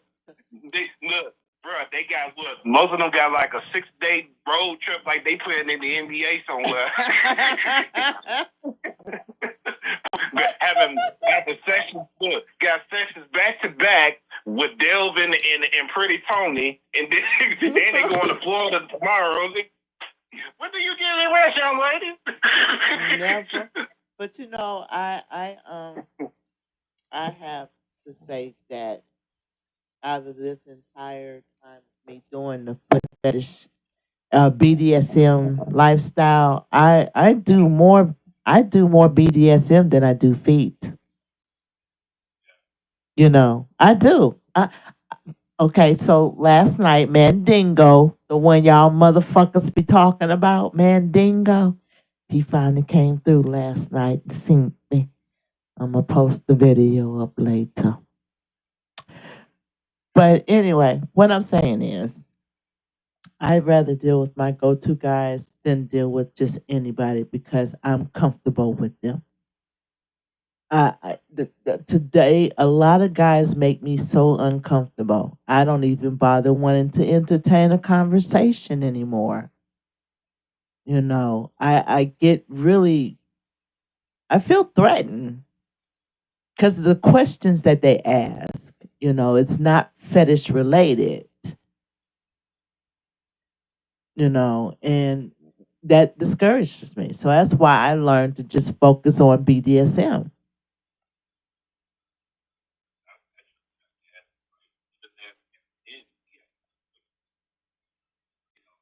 Absolutely. You're doing photography or you're doing sessions with the as worshiping. You like you said, you go to your go to go. We have go to goes, but we also have to be like, okay, we have to ask some of these ladies, okay, you got a boyfriend, you got a husband. Absolutely. Is he comfortable with doing this? Or let me see his face on that phone. Let me see your dad. I mean, yeah, because the daddy might be a freak. You don't know. But he could be a freak, and he's like, oh yeah, when she come out, let me send me the video. I'm sick of you. Really? But hey, am I lying, bro? Real talk. I believe it. I believe it. Yeah. Yeah, they do that type of stuff. You'd be like, oh, Mr. Perfect used to be nice. Now he just, I keep throwing his videos. I don't get it. But that's what we have to deal with as well. So, but when you meeting new people, it does kind of be like, should I really do this session with her? Because something ain't adding right with that person right now. Right. And when the most thing that I learned too is that I always go to the live when they be on live on iGram or if they on Twitter or if they on Bingo or Facebook, I pay attention to the surroundings that they go at, and I pay attention to what clubs they go to. Period. Because to see, okay, she's at this club. Let me see how she act. Let me see how many bottles. See, a lot of times we just looking at them and be like, yeah, you got pretty toes in there. Yeah, I say that too, but I be looking at the surrounding, how she talking, how she interacting, is she, because I want to know if I'm getting my money worth to have a section with you at the photography. Because the minute that I find out that the crap sucks, I'm gonna be very upset about it. I ain't gonna beat you up, but I'm gonna be like, just call me. I could have did this with Scope Lopez, or I could have did that with macaroni. I'm sick of him and his fucking macaroni. He named somebody macaroni. But that's how we, as God, that's how we think it too. So we're like, man, she at that club, she just doesn't know. I wonder how she gonna be when we do this damn session. I've heard some really, guys talk. I love when guys talk. I do, because I learned from what they experienced. I learned what not to do. You have, if you really want a good time with somebody, you have to learn who you fucking with, and that's why I tell people, learn who you fucking with, because I may be nice, but I have a very dark goddamn side, you know, and it's just it's the stories they tell me about some of the models that they have had sessions with, they regret. They said that they would come dressed in a bonnet. They don't smell good. They just look like they just left the damn kitchen and ran on in the car to come meet somebody, and then the feet ain't the way it's supposed to be. And that's why I said it's your fault just as much as it's just your fault, because accountability must be taken now because you didn't do your research. She didn't ask you no questions. Because whenever I get booked, I ask, how do you want me to dress? Do you have a particular smell? Do you want me to wear a perfume? Things like that. And guys don't want me to wear perfume because it takes away the natural odor of the feet. Because you're mixing the scents together, you know. So I ask these questions and they be like, damn, nobody ever asked these questions to me. I said, well, there's always a first time for everything. You have to learn to ask for what the fuck it is you want. Closed mouths don't get fed. Sections like if y'all gonna do one, but like for the photography party, it could be more like I just want you to wear some short shorts because you have a shape. I want you to wear this black shirt that says Playboy for life and shorts that be black or whatever. Or I want you to wear some pajamas, but I want the top to be kind of unbuttoned. So this can show whatever how you want to do it. Because it is our fantasy, and you're paying a good buck. So I would rather for you to do reasonable like we're going on a date, but even though it's just a session or whatever, I need to know what I'm getting into because if I came in there and you with some damn bonnets, boy, I'm gonna be like, I see that pretty much. I pretty much see that now, unless you're wearing a bonnet, because I done seen some young ladies in the first game with a bonnet. They're like, you know what, you ain't too bad with a bonnet. You might need to keep that on for a minute. I can work with you on that. But everybody else, I'll be like, man, take that shit off. Throw a teddy bear there. I'm sick of you. I'm sick of you. Well, come in there with a choir robe or something. Hey, you never know. It does. You never know, man. Some dude gonna have in his face a woman with her feet out with a choir robe on. You be like, man, that's Sister James. I told you my fantasy is to become a pastor's wife. I'll be in the fucking pulpit, honey, with my Sunday stockings on, my red ones on every Sunday, high heels and the right dress. Every Sunday, Thursday, Wednesday, Thursday, and Friday. That's payday for a lot of my men. I have all the sinners in church on those days. That's time to go to church for a woman. You'll definitely see the fetish out there, man. I'm gonna tell you what really got me into stockings. When I was growing up, stockings and socks are my thing. Bobby socks. I love Bobby socks. I love those old school pom pom shoes, you know, um, kind of styles. And you don't see them very often. But when I was growing up, I always had to wear stockings. Even as a baby, just stockings, stockings, and stockings and stockings. I was just always stockings. But then I learned that there were so many different type of stockings. My daddy fucked up.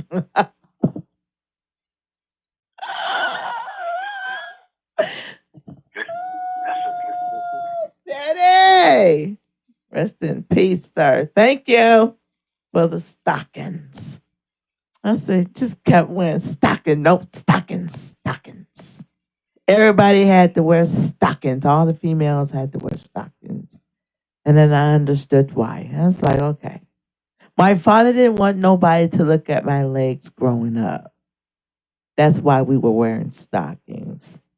Now, but other than that, that's why he didn't allow us to show our legs. We had to wear stockings. I'm pretty sure he had a fetish, but it wasn't with his offsprings of the fuck. But he did not like us to show our legs. So that's why I was accustomed to stockings.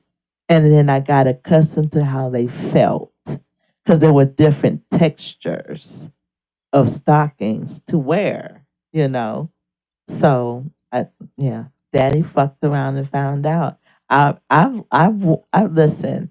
I've been into the stocking game since high school. Well, middle school actually. There was this this one young guy. He was new to the school, and he saw me in my stockings and my flats, and he just kept smiling. He just kept looking down and looking at me and smiling. I said, something wrong. I kept thinking that there was a run or something in my stocking. He was like, I love your stockings. I said, uh-huh. Absolutely. So yeah, I've been into the stocking game. I just felt like as I got older, I didn't have to wear stockings anymore. I just really just didn't wear stockings as much. But now I'm back into it. It's like a phase. I have my socks. I have my like my thigh high socks, my thigh sock. It's a phase for all of these things that I wear, and I just apply the energy to it. But I feel like when it comes to our kinks and our fetishes, it's so much to explore. It's so much to learn. You know, there's no limits to what you can learn from. And I always tell people to just don't be so basic because that basic will fucking burn you out. You're gonna be like, man, it ain't need no fun no more.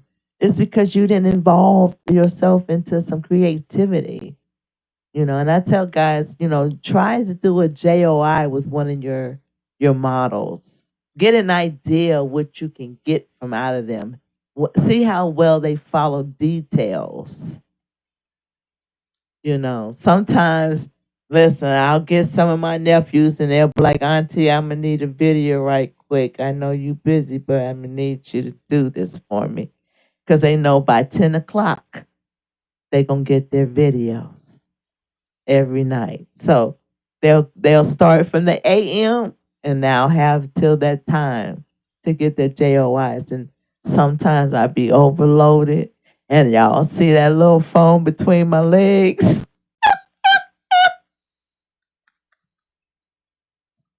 looking down, talking about nephew. I done told you to sit your ass the fuck down. Looking at the phone, trying to. I do my best, but sometimes I fuck around and find out, and I always do better. I always make sure I send something extra because I know I have my bad days. And, I appreciate all my nephews because they know Auntie be doing her best. What is it about these cougars? Y'all are draining the shit out of me. What is up with the cougars?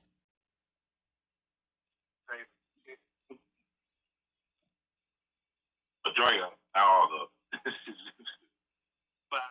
cougars is the good conversations. You know, good conversation, and just if you're a guy that's probably 18, 20, and you're with someone that the cougar age is 40, 30, 50, around in there, I would just tell them to embrace it. Because as time go on, you're gonna remember conversations. You'll be like, man. So they already consider OG in reality, but you're gonna be thinking about stuff like I remember when I was with this woman, that that. So I think it's just the conversations that you have with, and have fun with it. Embrace what kind of stuff you're gonna do with cougar or whatever, you know. Um, and that's what I that's what I do. Like some of the older women that I still talk to, conversations what keeps it open. You know, a lot of I don't know not into kinky stuff, but they probably will get kinky with you, just you. So but it's just the conversation and having fun with. You know, and most of them would enjoy it, but you have some that kind of in their own ways. You know, and it's the same thing with a person that's younger. So I think, so that's my take on that. I I will say this. So if I did have a tape, I would have hollered at my mama's good fishing back in get off my goddamn phone. I'm sick of this man whore. Sick of him. the day. That darn so-called peregrine looking woman. He's a man whore. Man whore. Yes, he is. Man whore. Bro, I'm gonna tell you this one. Oh my goodness, she used to do my mama hair for free, and but the reason was because my dad was a retired journey. He used to work at General Motors. So when he retired, if you get a car for four, he used to get like a commission bonus for that. So like if you want a car from Ford, you could get a discount and he'll get like some type of commission check. It ain't a lot, but it was something. Right. And ever since then, she started doing my mama's hair for free. But my mama still gave her money because my mama felt like, right. But she'd be like, "Nah, you ain't gotta pay me," because he remember those cars right. that my dad and stuff. But I promise you, that woman was fine. Every time I would see her, I thought about that movie Coffee from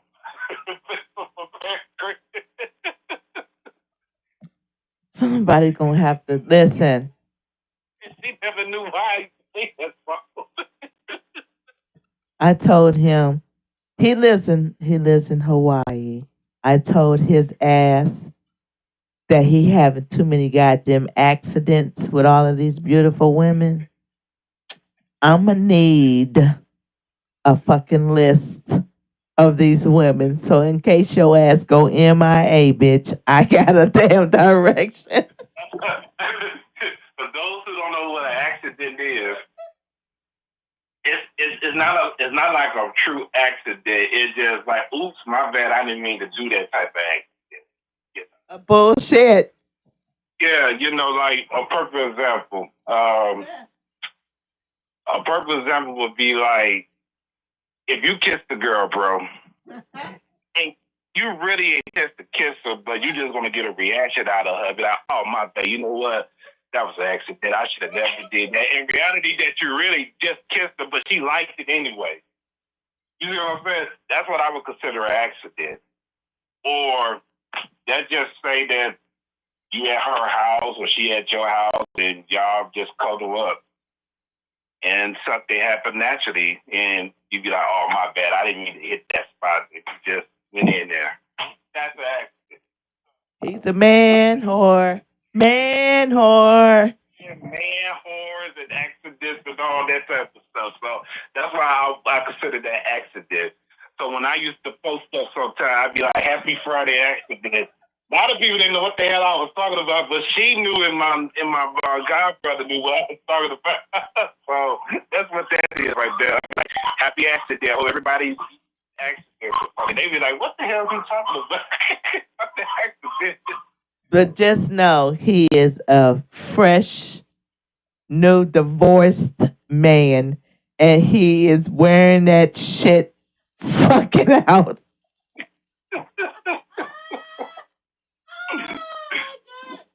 He has had more sex than I have had.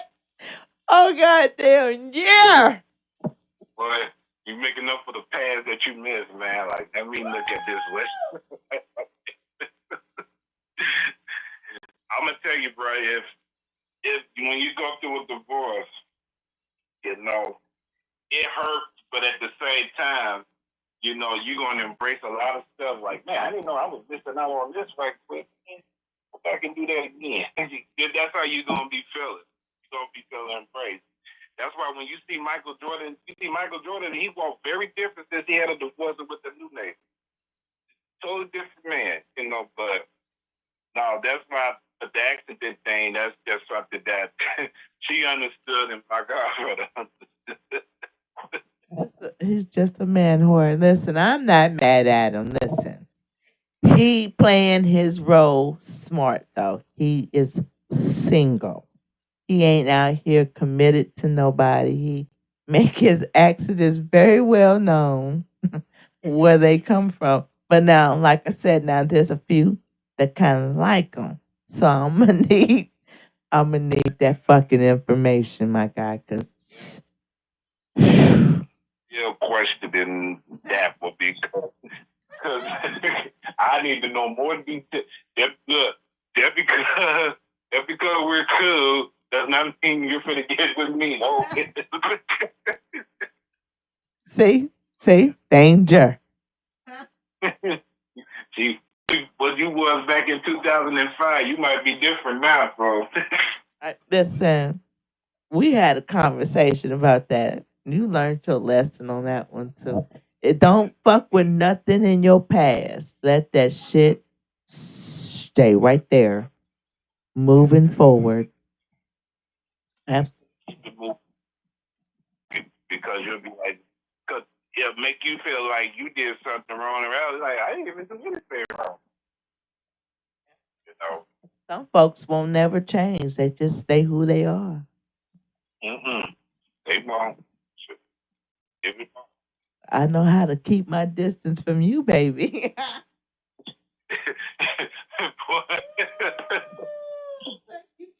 Show and tell, bitch. Thank you for the show.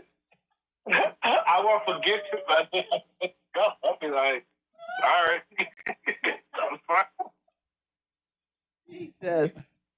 Why you don't call no more, man? I don't know. Why she disappear? Listen, I'll be that one. I'll cut off the whole fucking world and be okay with that shit. Absolutely.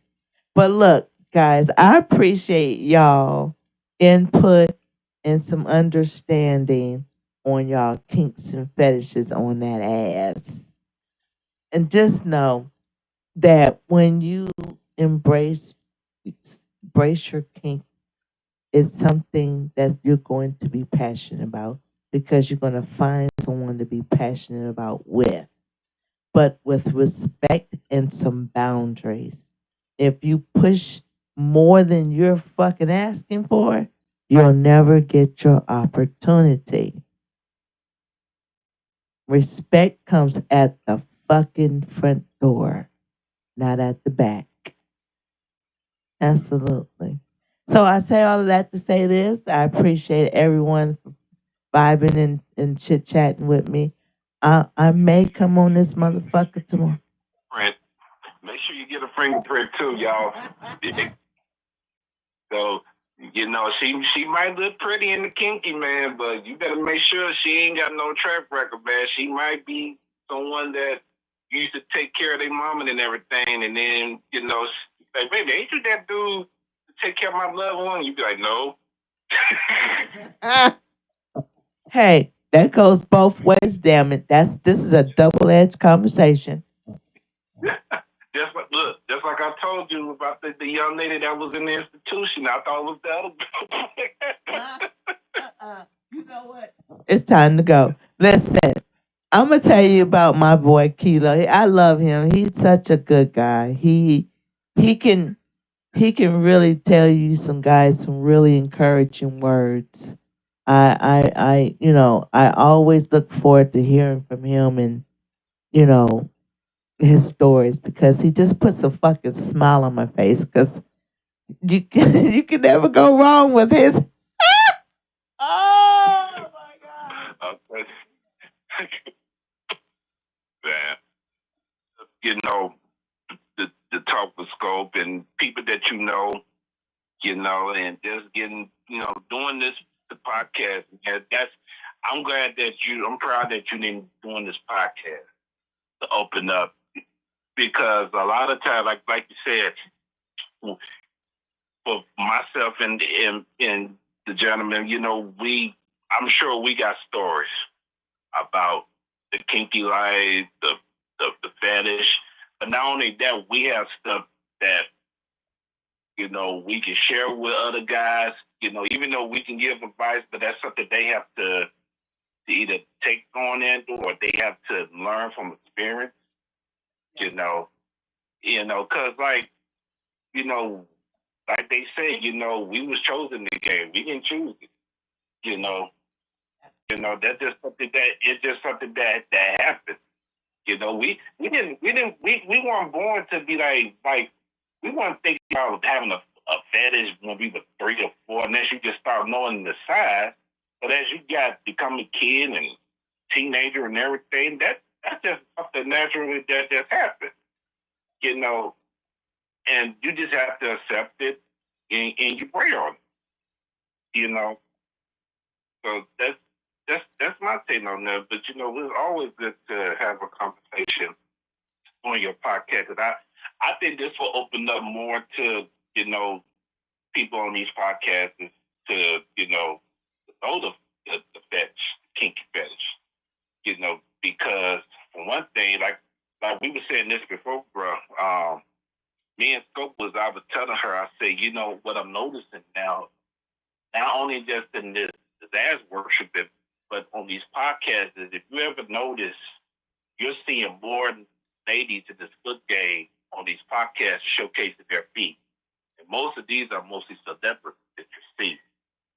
Now, once upon a time, they thought it was weird.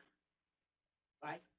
But now that we have only, because, if it weren't for OnlyFans, they won't even think about be showing their toes or anything like because when people like Scope that been in this game since Jesus Christ, they she has that's just you one. She been since like the ones that's been in this game, the BM and the Phantom for like a decade, 20, 30, 10, 15 years, 7 years. I'm not going to say it's a disrespect to them, but I think it's like, to me, it's a smack in their face. because all of a sudden when guys used to compliment their feet or anything, it was a problem. You're saying that we're weirdos. Like you said earlier, they think that you're a weirdo or you've been talked about, right?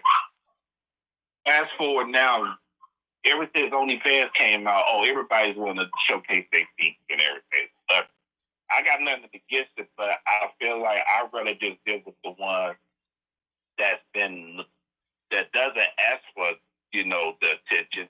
They do it because that's what they like, or that's the passion, and it embraces other dudes that is into that type of touch. You know, because once upon a time, if you had a foot party, you had to know someone to know someone. But now, you can go on the internet. I had to go with back then in the 80s and 90s. If it was a foot party, man, you had to know somebody in the street or at the tavern. Yeah. You had to know somebody. They were having no parties downtown. You had to go to a cabin house that looked like an old haunted house, and they had the foot party there, or a hotel or something like that. But now, man, it's everywhere. You go on podcasts or you go on Google. That's why. So I didn't mean to cut you off, but that's why I was saying there is no more passion in this lifestyle. It's just s- splashing and moving on. right, it's not, and a lot of them just they're not passionate about this type of life. So it's like I said, it's like a smack in the face sometimes. And the people that have been in the game for so long, to me, it makes them. It makes you. I ain't gonna say it makes me bad, but it kind of made me wonder, like, do you realize how much material they had to do for decades to embrace this? Now that you got a podcast, it's easy now. Absolutely. It's easy money now. You know, if Kiki Palmer can showcase her feed, now it's like, she showcased. No, I didn't know she was good. She got her OnlyFans, but here we got Scope. Here we got Claudia. We got Macaron. Have one yet, but we'll work on it. But but the ones that have been really putting their work in for years, a couple years, even if they were non-foot models, they didn't put in the work doing something in the game or doing, fandom. It's a disrespect in their face. That's how I look at it. You're not of them retired because of stuff like that. Like, help please. I see Melissa Ford on YouTube. I think it was on, I forgot, some dude podcast. And I think they was having a conversation about the foot game, And my thing was like, okay, these dudes, to me, I could tell they had a fetish, but they tried to play it off like it's like they're the hardcore. Right. They're like it's hardcore. Andre, now Big Boy from the Outcast, he don't care.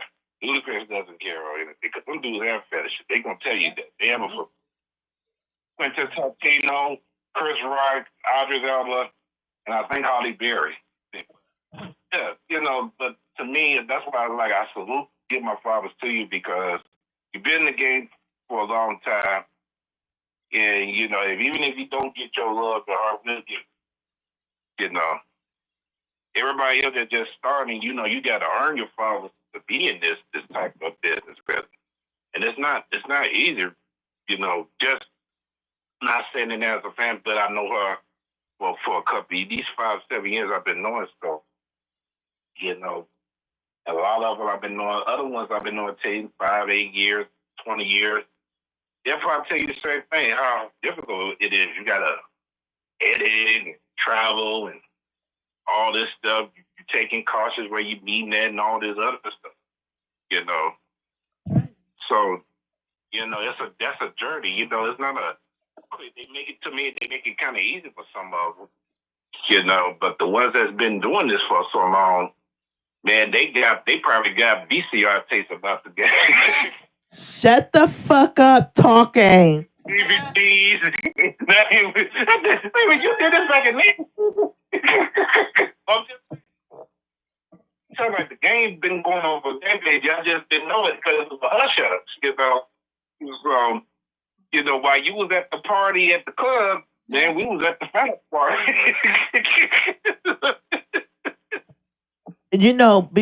Before there was even Yahoo dot. Remember Yahoo? The the the group thinking, the AOL dial up group shit, whatever you want to call. Way before then, way before. Foot fetish has been around for centuries. People just see the problem with all of that though is religion. Worst thing because the half of them was part of the fetish. All of them being the fucking fetish. Fetish, don't be surprised if somebody write a book about I slept with the choir. I swept with the choir. Because half of the Sopranos were freaks back in the day. Don't make me write that book, me and my brother. But Oh, just to let y'all know, Kilo has his brother is into foot fetish too. You don't find that often. yeah, he one of the ones. I had someone that know that me and him were brothers. And what's so funny, they saw the name, and they thought that me and him was just friends. It was like, how did you like? That's my brother. Get everything. And they was like, oh, okay, because I saw him in so and so. I was like, oh, okay, that's cool. That's just like that. But I always been like, if you don't ask, we ain't gonna say nothing. You know. And the only thing, not one time, me and my brother, hey, how you know so and so? I was like, man, I know her from which car, yada yada. He's like, oh, I'm supposed to meet her the next day. Okay, well, let me know next time. So I go and meet her too. Tell her how she, how she's doing the. That's how I joke. That's me. It's joke, but he's more laid back. He's gonna observe, and then he gonna do his thing. Even if he ain't gonna tell you, you could just smile. I bet my brother ain't talk to that person right there on my page. That's why he ain't saying this. But we just have that understanding now. That's how we do it. But we have understanding for it. That's just love. That's just love for it. But I have to give you your flowers, while you're doing this with this podcast because, like I said, you have ideas and your content, it's been awesome. Now, I might be late reading some of the stuff, but when I do get the chance, I comment what I said, but I'll be like, yeah, that was nice. I appreciate that. No problem, no problem. I work really hard thinking of shit to do. Being by listen, you have heard all of my venting fucking stories, you know. But it's like I got to the point where realizing that the funding ain't in it. That it's not in it. So I talk any fucking way, and I'm just gonna do this, and I'm happy where I'm at. I got time now to be creative and work on other things and start new routes in this lifestyle, and it's like I it feels like I graduated from college. You have a life lesson. That is, I not only just I know a guy. He's been in the foot game quite some time. He even wrote a book about the how to approach women in the foot game, but he also was explaining the con, like don't do it if they got children in front of them. Stuff like he was very detailed. When you look at like this dude is goofy, but when I actually read the book, it made sense. Like, yeah, you don't want to press, you know, why they got whatever. But it's just the little things to get to know these your models and your fan base. So, but you always whenever I get a chance, I see your content. Yeah, it's what you're doing, and you never know. Like this podcast could go further than what you think. You know, start from the bottom and work your way up to the top. You know, and that's I think that's where this. I think your podcast to me is gonna probably be more further than what you think it's gonna be. You know. How so? Well, think about this because that's your content is on different platforms. So now that you're doing this on YouTube and probably Twitch or TikTok or whatever thing, and because that you have a fan base is pretty good, and even you got it in the UK, you know a lot of your fans will come on YouTube and be like, okay, that's where to me, I think that's where your commission will come at as well. Because your personality is more open about stuff. You know, that's the thing. If you have a personality that's very open about your topics, not only do you talk about the fetish, but you talk about mental problems. And then you also talk about what models go through, or male models go through, or photography, personal life. Somebody in the content or will go comment or be like, man, I went through this before. I didn't know you were doing this. Yeah, because you'll be surprised because you never know what their journey is. So I would just say continue doing, the podcast as much as you can, and come back ideas or whatever if you need to break whatever you have to do. Your own mind, your own physical, and everything. But for me, how my schedule is flexible. Yeah, yeah. But at the same time, when I'm off or whatever, if I can pull the content, I'll do it. And sometimes if I'm on work, if I'm chilling, I'm mostly writing ideas. you know, I'm just writing ideas, love. I don't, and just put it on a different. But one thing I have learned from what you tell me, you try different platforms, and that always stick with my head. Like, okay, you know what? I'm not going to post this. I'm going to save this for something else on a different app. Because even though if the content looks good, that might be better off somewhere else. It might not fit well with Facebook or Instagram. It might fit better with Twitter or UK or whatever, So that's what I had to just learn. Just save your material for a rainy day. Even if you haven't posted 4 months. Listen, I have so much motherfucking content. I had to pay for so much more fucking space. The upgrade. I done got to the point where I'm slowly editing all of my videos, and I am just going to put them on zip files, and I am going to sell them. I don't give a fuck what you do with them bitches, because I'm ready to delete and close subscriptions. You hear me? I'm burnt out with paying for shit. I know people always want me to post something that they want to see, right? And I got smart to the point where why don't you purchase what you want to see? And then that goes away too. So I mean, I'm good. I have more time now for me. I would suggest just too, if you have a fan base, if it was me, I would purchase what they call that thing, as a fan base and as a friend. And let's say if you retire or something like that from the game, before you delete it, I would send you a SD card. For material that you had in your past or whatever. That's what I would do.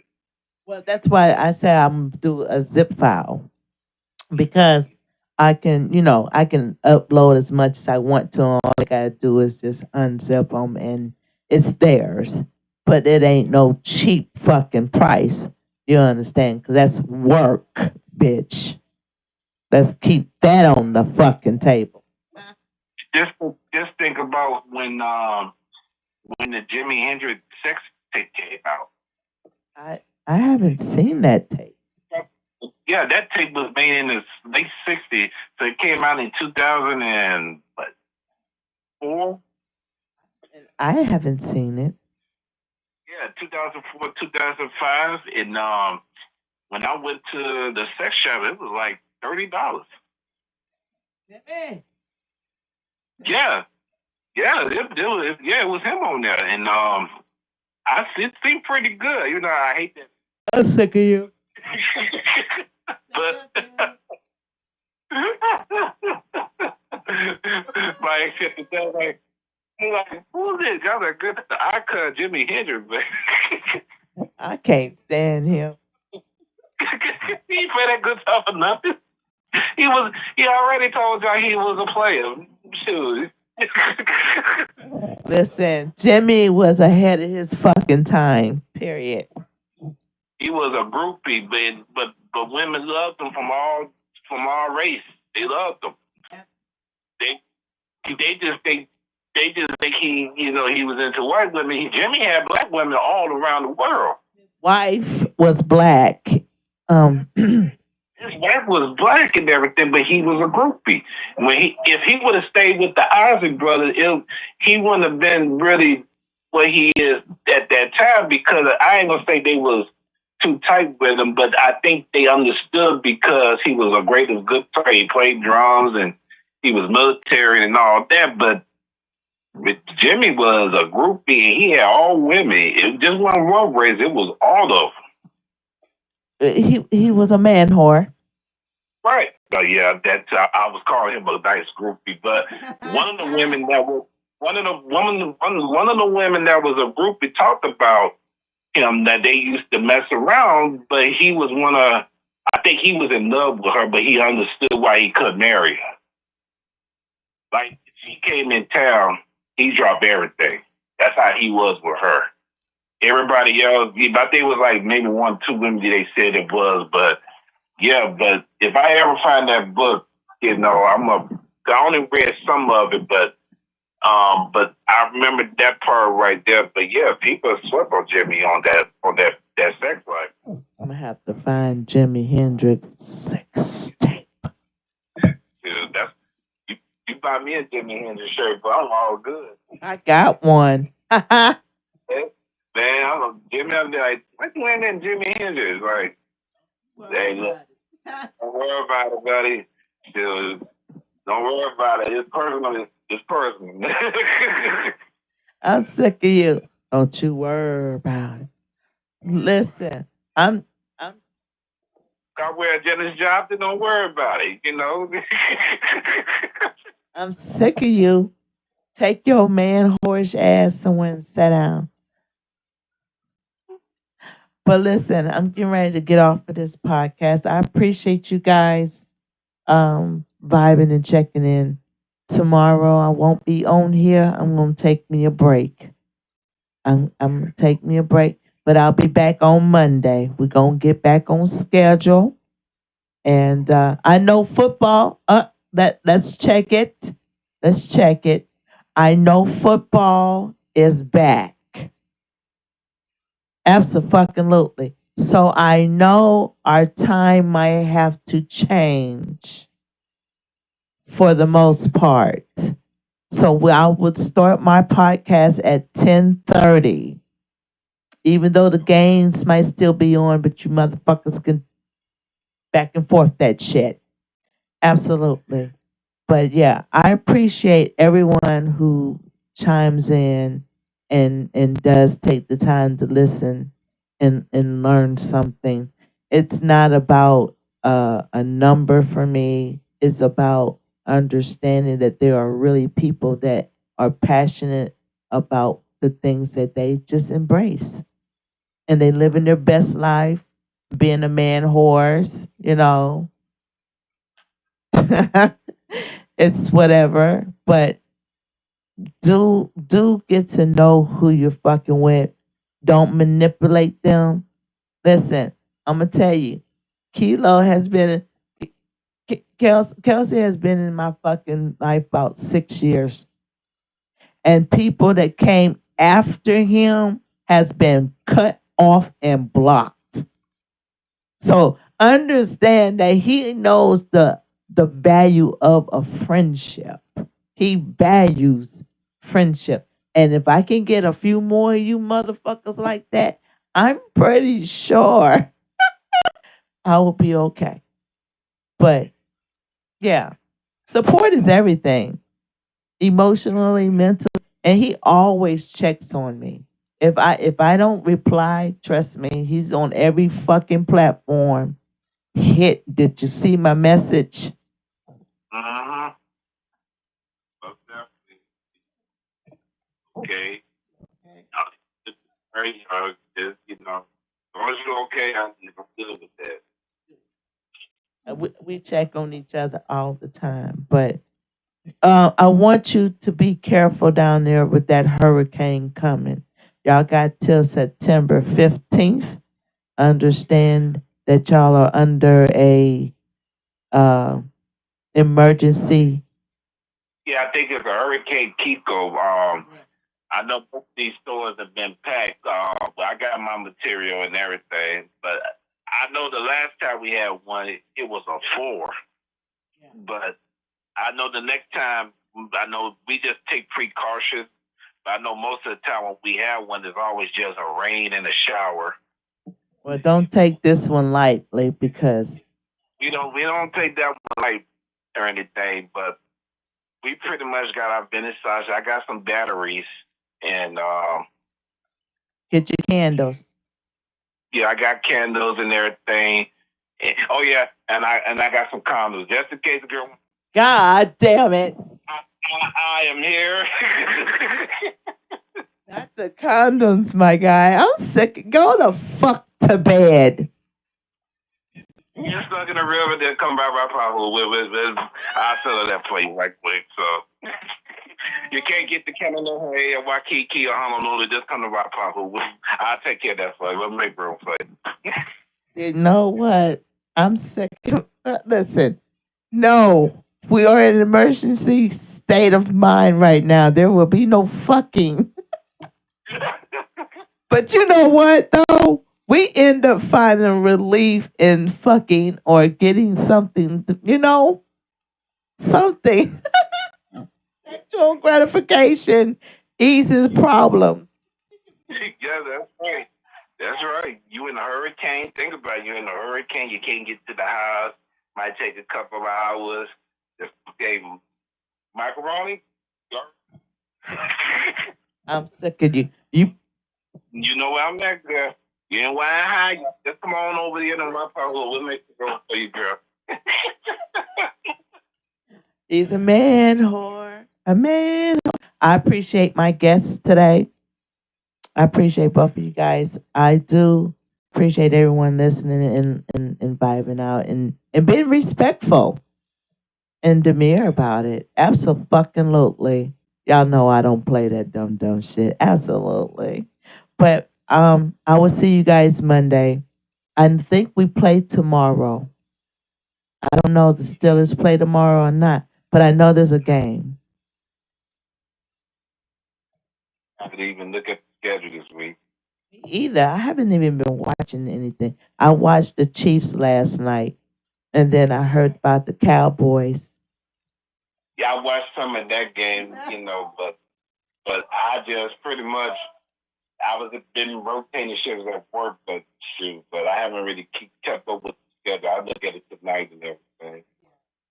Well, you look at that schedule and we'll discuss it later and we'll talk our shit about football talk. But everyone else, you guys have a wonderful weekend. Enjoy your weekend and get some me time and prepare yourselves because more shits to come. This world is a shit show. But I ain't gonna say nothing about it because America is fucking great again.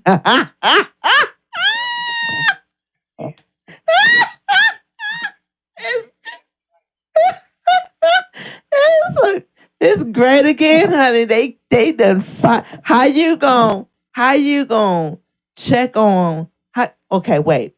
Okay, this is what funny. Okay.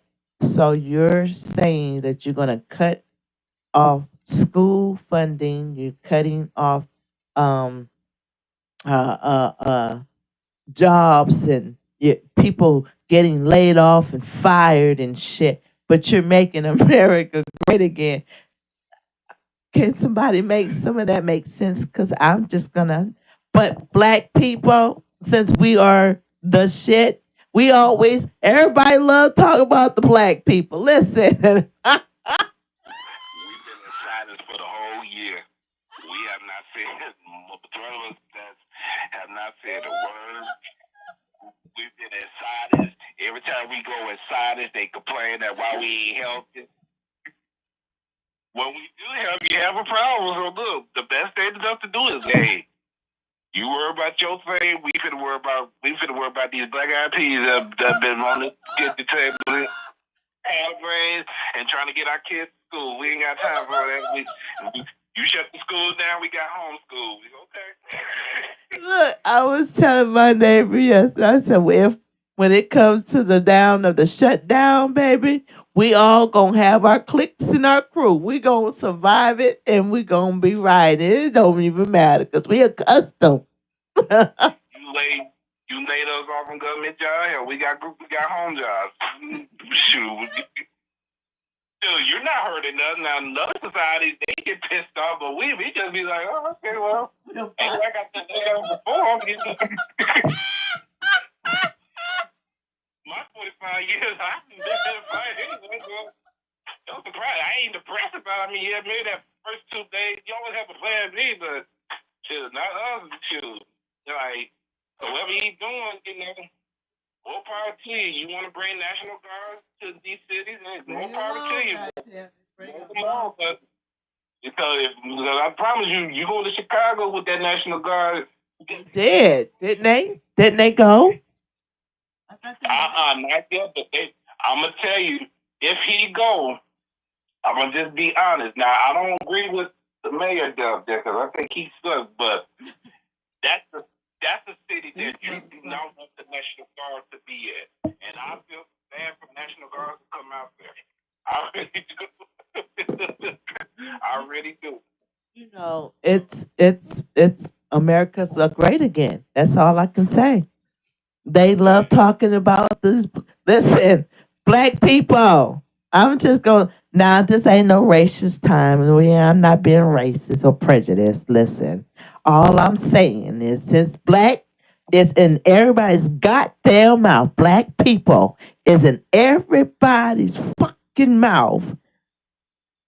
Why don't we just show them better than? Why don't we just show them what the fuck we finna do? We finna continue mind our business. We've been surviving through all the most ridiculous shit. We have continuously having to keep coming up with new things. With whatever you come up with, bitch, we gonna make it 10 times better. And so,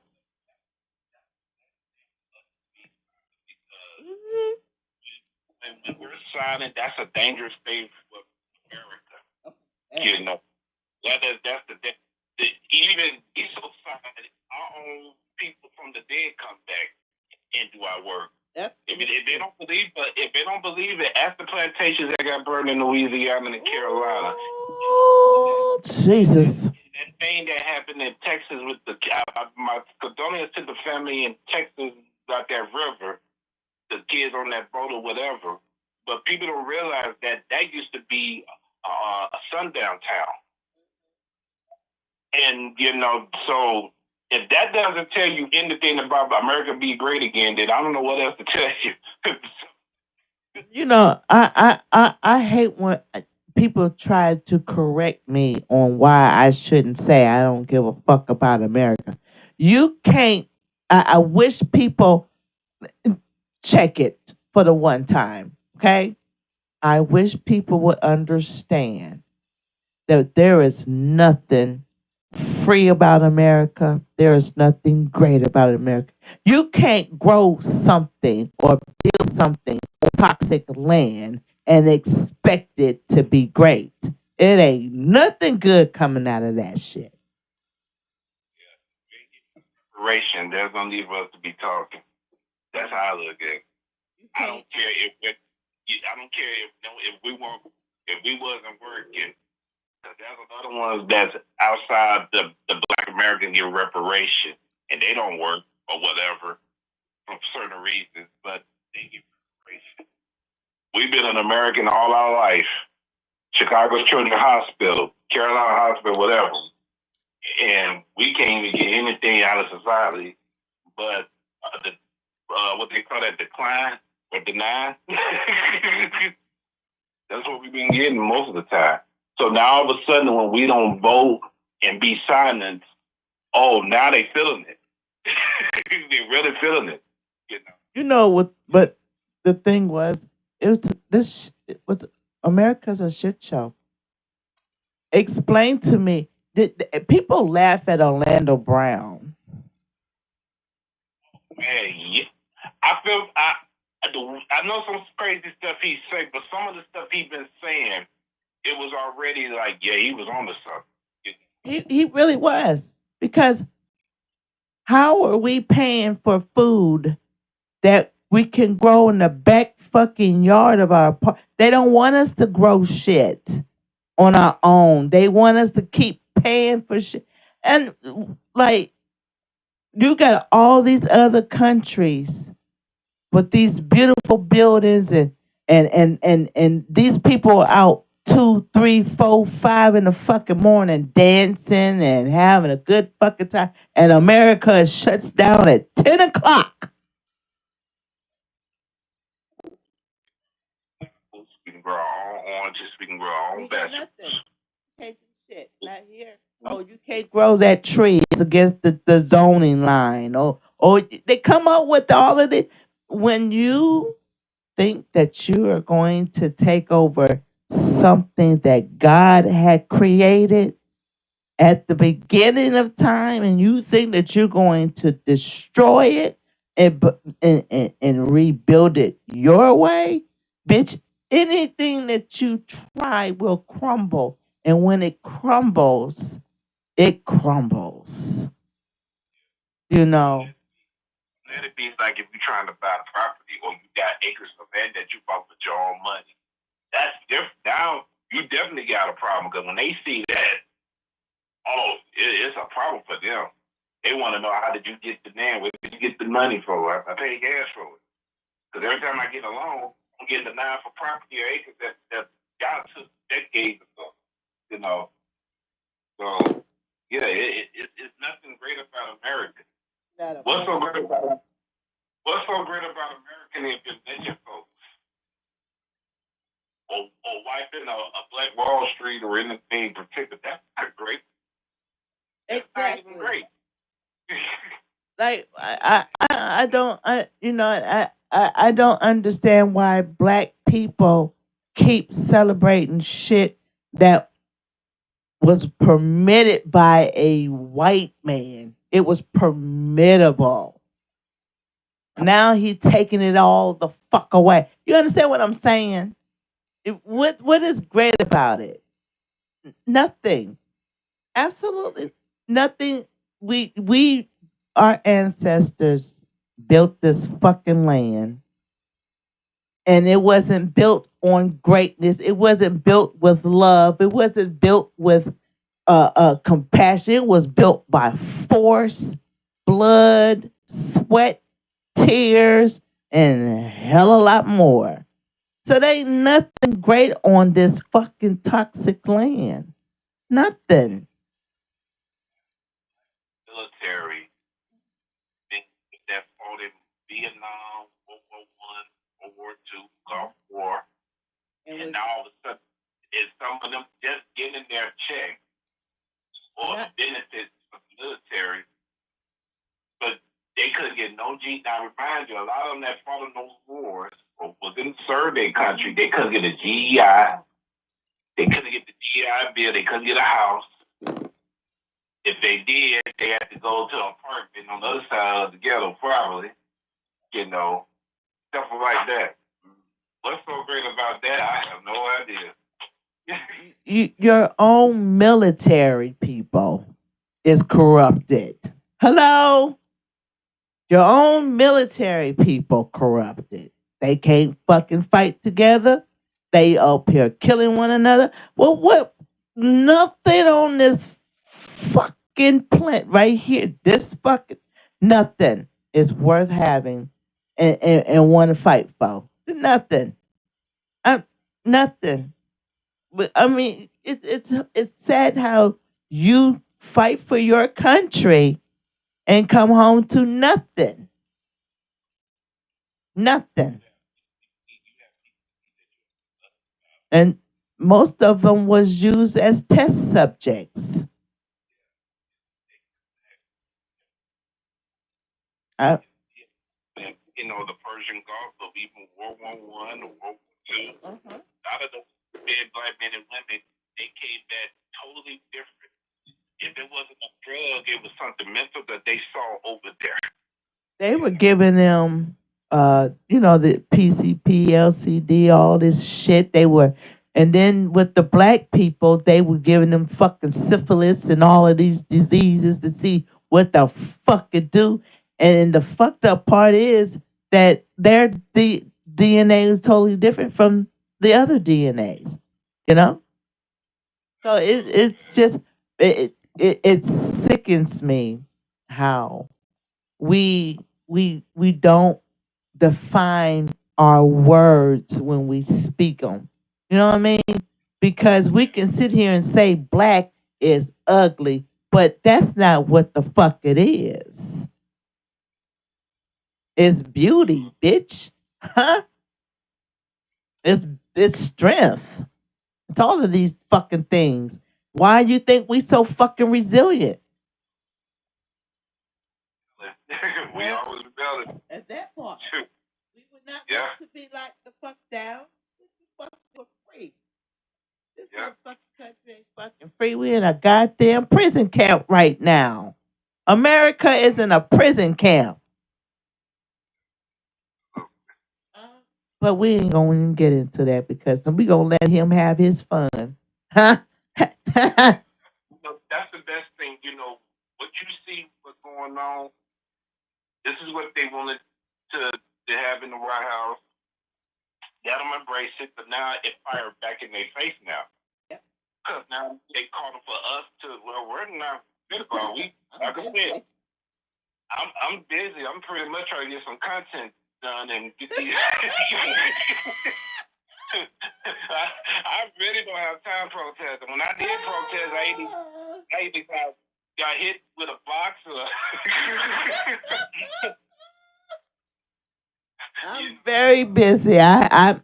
My show just started. I'm very busy. I'm trying to get the content going. I'm working at the hospital, nursing home, Absolutely. and I'm trying to get the DJ daddy stuff going on. I really don't have time protesting no more. My days are time, baby. I'm just so busy. If every Christmas people is down in me right now.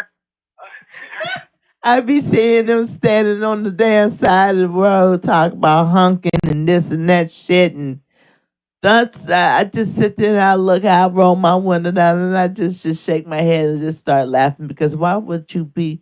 Why you? What you wait till now?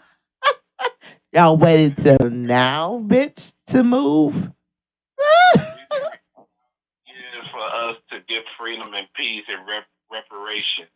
Now all of a sudden, all of a sudden now you want to freaking dog.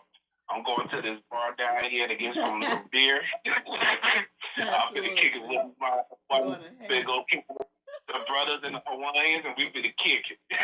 Absolutely. Me and Billy and motherfucking John Boy going over to the motherfucking bar. Absolutely. Not everybody prejudiced, though. I want y'all to know that. Or racist. Absolutely. Give me some shrimp taco. Protesting, I'll be out there eating me some peppers. I want to go to Chicago so bad, but I can't be going to Chicago right now. 'Cause y'all motherfuckers got law and order. I'll be on Cicero somewhere, man. That time, time out there. I got women out there, though. Yeah. Down that protest. You want to bring the National Guard? Come on in. Dude, we got guns too. What you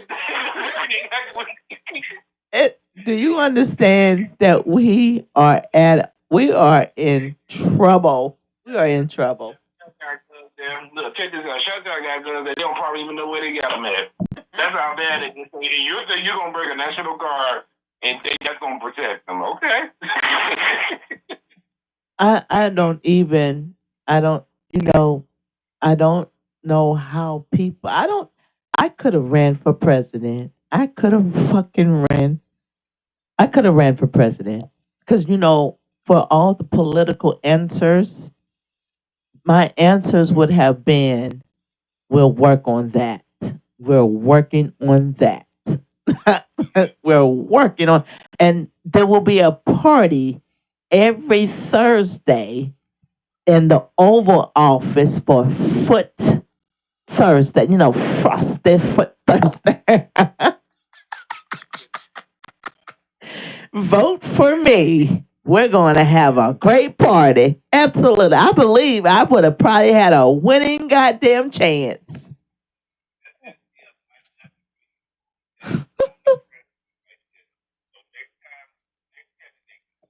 You'll be very smart. Absolutely. You'll put on your thinking skills. You think on your thinking skills. This ain't about Democrat and Republican because both of these parties are getting kind of cracky and crazy and everything. So the best thing for you to do is stop trying to get these Al Capone gangster presidents in there in that office. You already just learned your lesson from this one. So, so I'm thinking right now. America is the fucking joke right now of the entire fucking world. We went from having a most memory name Joe Biden to now we got an Trump in there. Who's next? Whoever coming up next, y'all got a lot to work with, bitch. But I'ma tell you this: they probably gonna let a woman win. I don't know who gonna run it. Ooh, I might run for president. Y'all think I could run for president? I didn't want Oprah in there because she needs to be land. So we don't need Oprah. Listen, we don't need Gail and Oprah and Stedman in the goddamn Oval Office. Okay? No, I said, do you think I would win? I think you'll win because of the look. You'll get more male votes in that bitch than you get. Of all color. LB dudes they ain't never voted in they Dora. Hey man, I know her. Hell yeah. I'll have to shut down my ex probably, but it's nothing. We can. Coming in there vote for you. Baby daddy coming out in the people in your fan base from the UK. Man, this is the first night I ain't ever know you. Yeah, me. I have a fighting chance then. Shit. Absolutely. Look, that's you talking about a foot fan base? Oh, they would have definitely voted for it. It's over for you, bitches. It's over for you. Because I promise you, I'll bring that shit. Listen, foot party on Fridays and Sundays. Sinful Sundays. Girl, shit have Bernie Sanders up in that bitch, up in that. His ass would not mind. He would not mind. I'd be like, Bernie, go do your job. Go and have Carolina, because the bitch said she had Carolina, that's her home. She had Ohio. She gonna probably have St. Louis and Baltimore. She gonna have Florida, okay? New Orleans. Oregon. You got Oregon, Philly. Washington. Florida. Georgia. Bama. Kentucky. See, see, them the main states you will get. New York, New York would be another. New York, California, Vegas. Absolutely. Them states would turn blue real goddamn quick. Out of 49 states, I'm gonna say you probably gonna get 25 out of them, man. You're like, man, this is about the. I ain't never seen a president. Not for no goddamn feet. Baby, I'll walk however my feet will be on TV all goddamn day. Shit, there will be nothing but feet pick all day. Yeah. That fan base to tell somebody be her percent. I think she will be the best candidate. I think we will have an opportunity to change this thing. One step at a time, bitch. One step at a time. We're gonna stand 10 toes down. That would be my motherfucking.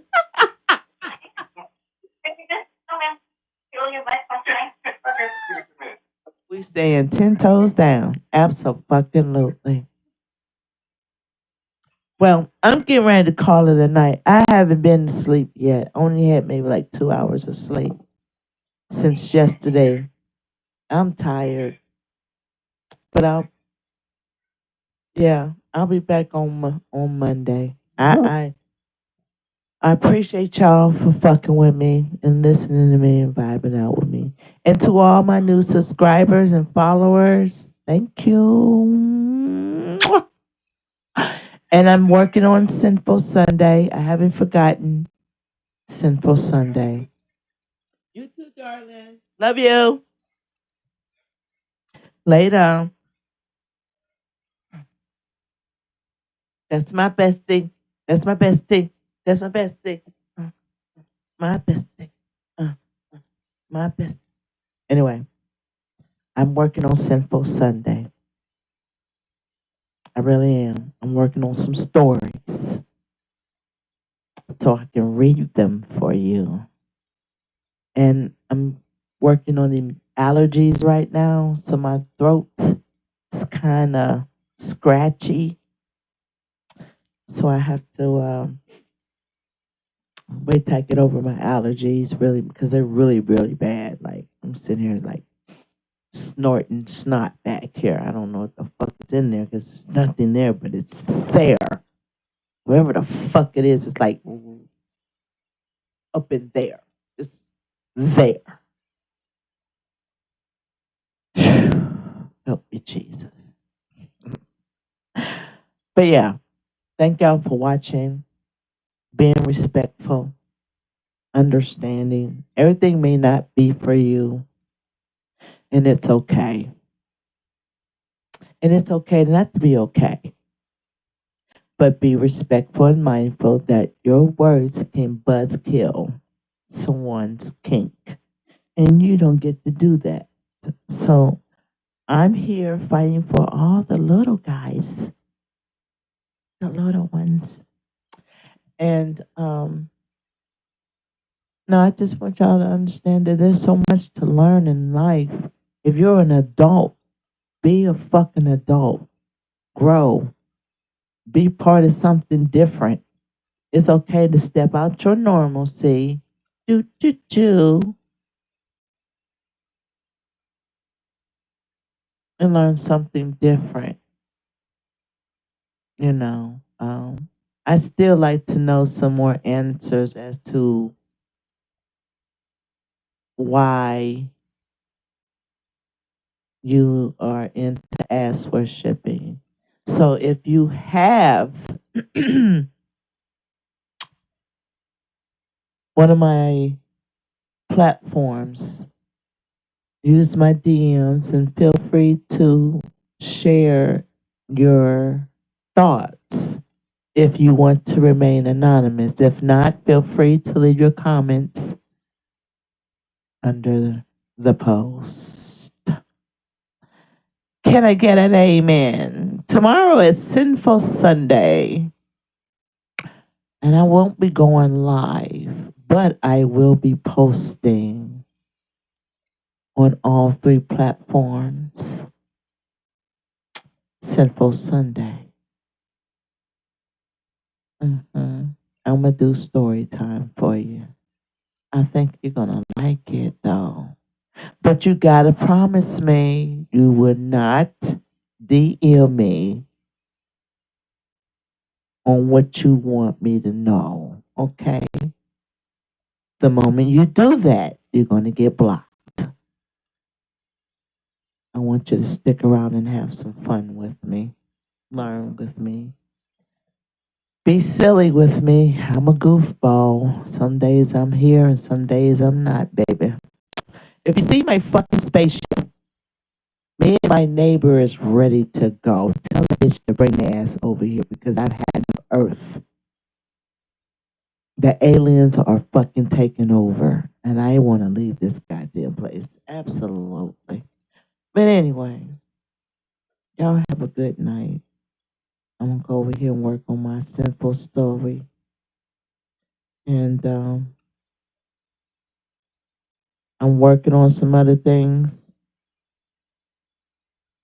and it's gonna be an entry fee. Absolutely, it ain't gonna be that expensive, bitch. I'm gonna be polite to you. All right. When I let your asses in, I don't want to hear no excuse as to why you ain't made your monthly contributions. I will be kicking you the fuck out. Absolutely. Absolutely. There is one way, and there is one way that you are going to pay something. All right. I got all these goddamn videos I got to edit and post. So I will be back on Monday. Don't call me. Don't ask me for shit if you not spending shit.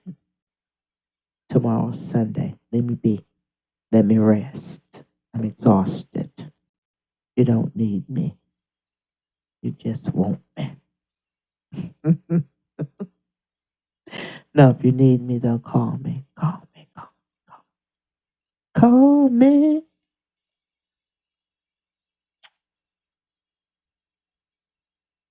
I'm hungry as fuck. I don't know if I want the damn. I don't want that Chinese food no more. I don't want that shit. I want somebody to come cook me a goddamn meal. Everybody, I can cook. I can cook. I can cook. Cook what? Show me what you can cook. Absolutely. Cook me something good. You might get to rub my goddamn feet. Shit. Football time, bitch. I need some goddamn support. Still us. Let's have some fun this year. Absolutely.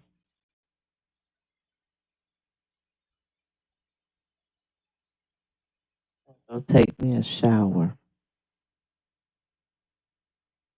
I brought me some new bubble bath stuff. I want me to take a bubble bath first and then a shower. Do y'all take a bubble bath and then shower? Or do y'all just take a bath and get the fuck up? I asked my daddy that shit one day and I got an ass whooping. What's the point of taking a bath and then you're still sitting in the dirty? He said, oh, you want to talk shit. So I'll wash my ass and then drain the water and then run some more bath water. I'm like, it's a bitch. I learned to shut the fuck up until I got older.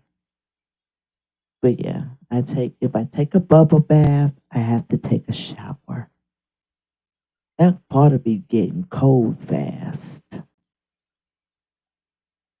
I gotta find an idea on how to keep the water warm longer. Do they have anything for that? To keep the bathtub warmer? I wonder if we put in the warmer packs in there. I'm gonna try it and see. And I ain't talking about the one you plug in the goddamn wall either, stupid. I'm talking about the one that you can heat up. If you heat them up and put it in, you think it'll stay warm? I don't know. Shit, but I'll try it. I would love to have a nice sauna in my bathroom, though. Maybe me and God gonna have to have a conversation and upgrade my living. Sometimes you gotta have that one on one, cause I need to upgrade me. I to people trying to make me be put in fucking relationships, and I'm over here growing on life. Ah, picture pimping me, bitch. Okay, checkmate. Y'all have a good night. I'm tired. I'm rambling. I'm tired. I'm exhausted as fuck. I ain't gonna lie. I only had 2 hours of sleep, and I woke up yesterday morning at 2 a.m. No, day before yesterday. Was it? Yeah, yeah, day before yesterday. It's not enough sleep, so I'm going to be resting and working on some things. But I got y'all Sinful Sunday. Okay, say good night. Absolutely.